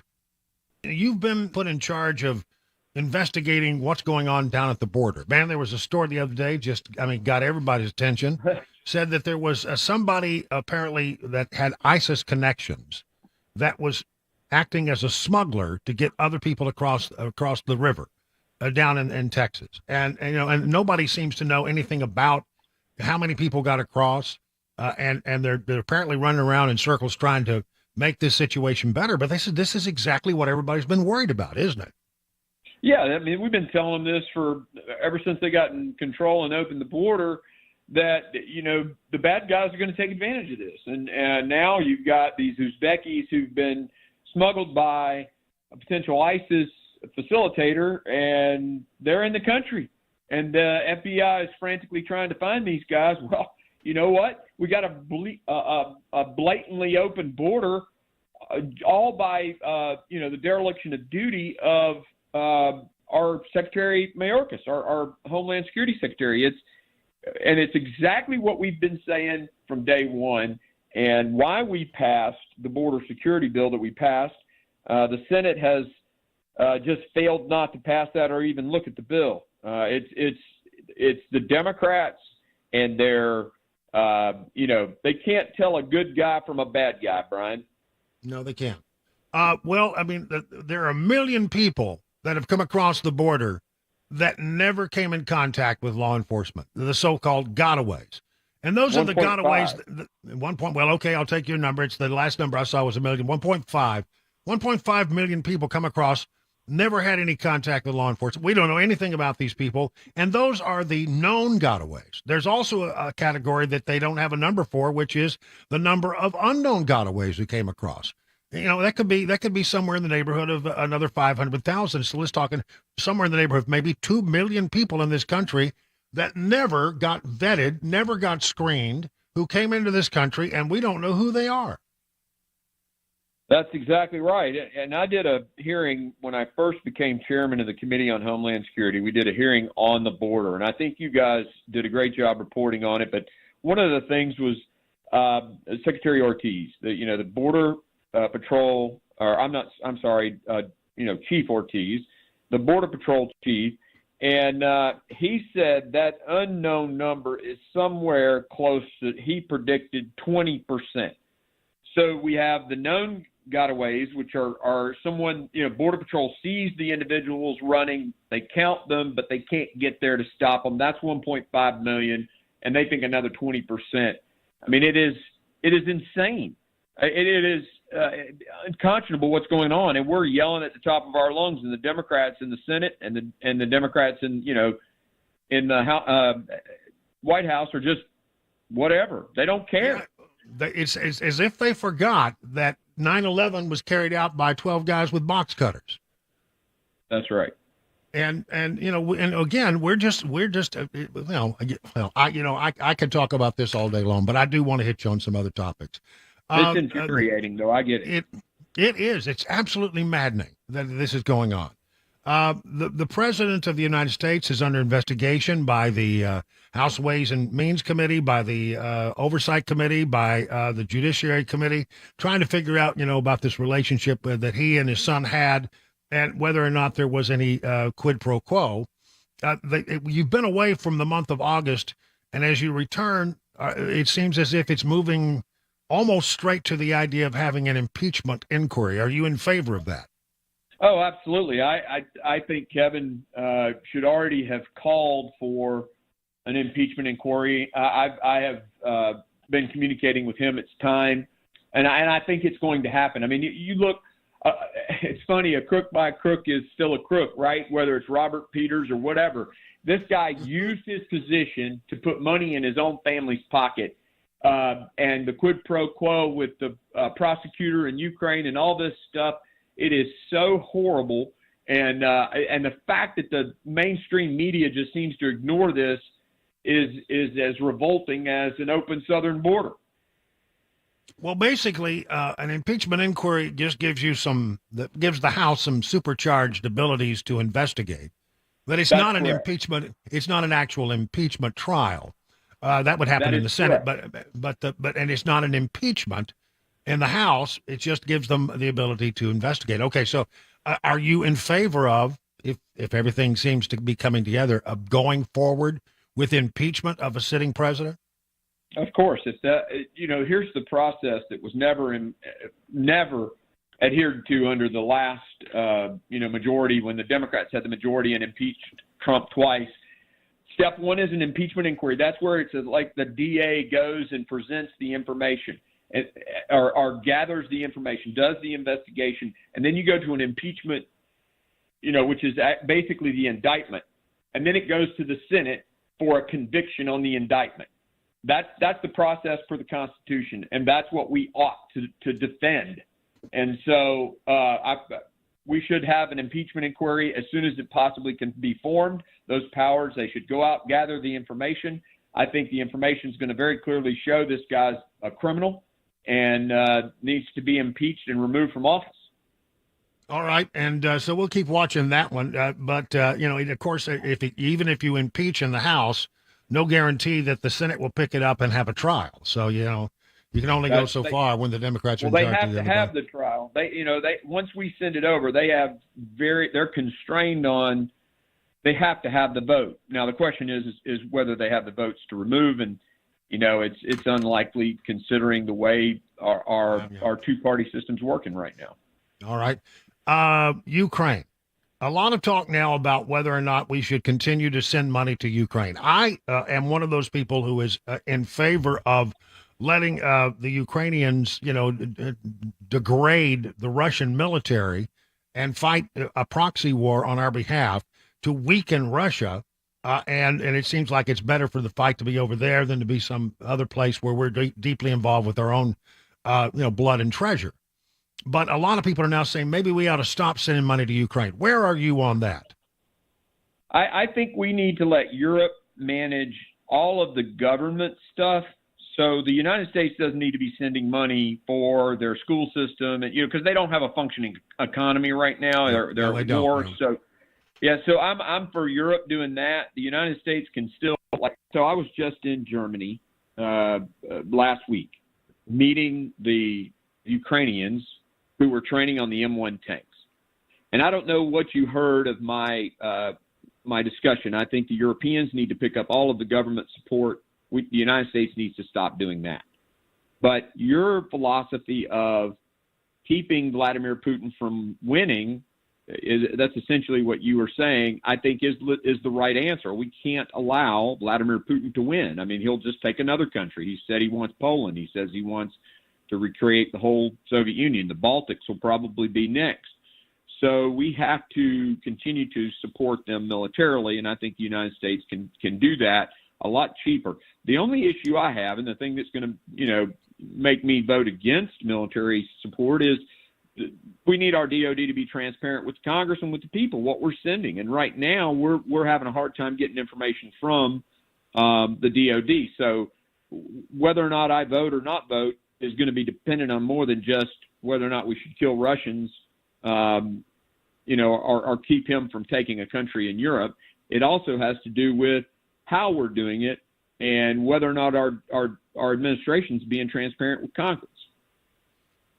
There's going to be another funding battle to come, and I've heard some people in the House saying, you know what, if we have to close down the government this time to get to the Senate to be more serious about making some budget cuts, well, that's just the way it'll have to be. How do you feel about that? Yeah, I feel the exact same way. I mean, I am sick and tired of the spending that has just gone on unabated in this country, and we've got to fix it. And there's also the issue of the border. We in the Freedom Caucus have placed a demand that the Senate entertain House Bill 2, H.R. 2, that we passed, that I helped write, my committee and I.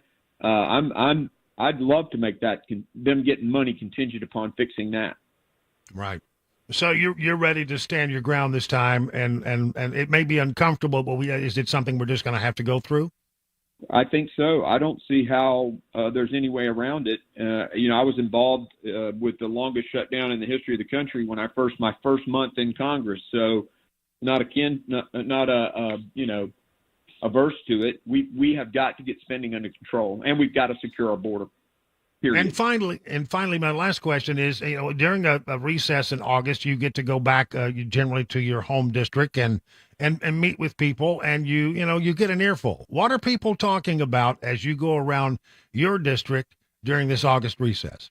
Well, I think it's probably a little biased, Brian, because they know I'm the chairman of Homeland Security. So the thing that comes up with me first is, why is Mayorkas still warming a seat at the department, and when can we get some action on the border? how's the I'm doing an investigation on Mayorkas right now. We're in phase 3. In fact, folks should tune in to C-SPAN and watch the guy, Tim Ballard, who actually is the real guy that the movie Sound of Freedom was made about, is going to be testifying in my committee September 13th. So we're doing our phases of investigation. That's what people are asking me about. Of course, the economy. There's a big concern about central bank digital currency and what the Fed is doing with Fed Now. That comes up a lot. Those are probably the 3 biggies. That's Mark Green speaking on the drive earlier today in the 4 o'clock hour. Look, I think Mark Green is, by the way, a great representative for that particular district. I think he's a real adult in the room, and I find myself rarely in disagreement with Congressman Mark Green. We have had a slow period here, and I know especially with regards to the Biden investigation. It seems that they have taken their time, but they've really been recessed. They've been working behind the scenes. Congress comes back, and I have a feeling that between now and the time that they go out at the end of the year, that it's going to be hang on, because it's going to be quite the crazy circus as they go in deeper and deeper and deeper into this Hunter Biden investigation in the form of an impeachment query. Things are about to get hectic. Things are about to get going faster. And I think at the end of the day, you're going to be quite surprised about how this all turns out. Congressman Mark Green, always a pleasure to have him on our show. And thanks again for dropping by. 50 minutes now past the hour of 6 o'clock.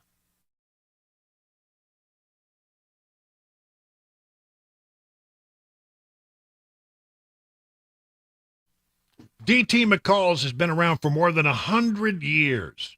Now, listen, just think about that. There aren't many businesses that make it beyond 100 years.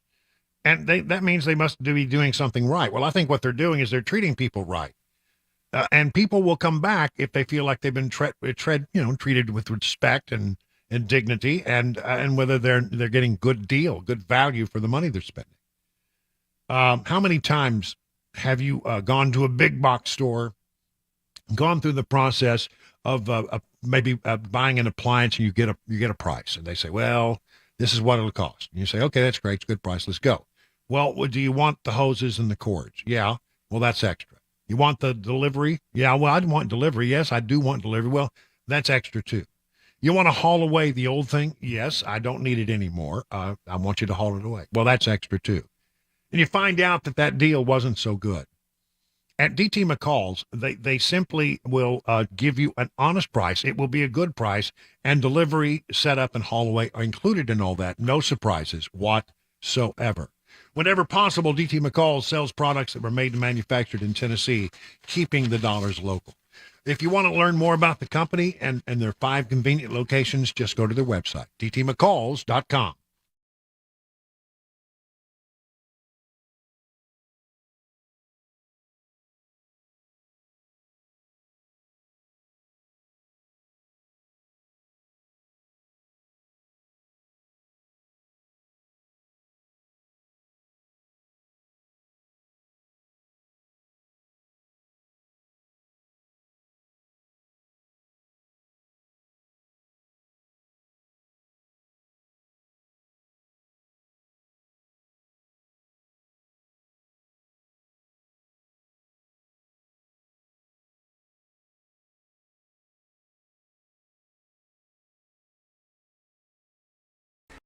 Hi, I'm Paul Winkler. I've had a financial radio show on WTN for over 20 years. But before that, for about the first 10 years of my career, I worked for a big investment firm. The name of the game was selling and getting assets under management. Then I was introduced to evidence-based investing, driven by academic research and not the sales process. 2 big revelations. One was that investing in the stock market wasn't a gambling adventure. I had never thought about it that way. Think about when we invest, you're just gambling your money away and just throwing it into the casino. Well, investing in stocks is really just owning companies. And you think about some of the most successful people in the world are business owners, and you get to be a business owner when you invest in the stock market. It allows you to be part owner of the most successful companies in the world. The second had to do with how you were investing in those companies. In my former role, I was taught that my job was to use my skills to predict the future. Oh, crystal ball, what stocks or market segments are going to do best in the near future? If you listen to investing news sources and investment advisors, you'll find that making predictions is the rule rather than the exception. One recent study shows that 93% of professional managers underperformed the market over the past 15 years in their selection of large U.S. stocks. And it was over 95% that underperformed with small companies. Did you know that you could be tremendously successful as an investor without predicting the future? I believe the first step is education. However, it can't be just any education. We will help you understand what you're doing with your investments, why you're doing it, and what the basics are behind how things work. Then we make recommendations. I want you to be completely confident before you do anything. If that sounds like a winning game plan, set up a free 15-minute phone call at any of our 10 offices around Nashville. Go to paulwinkler.com to schedule a call today.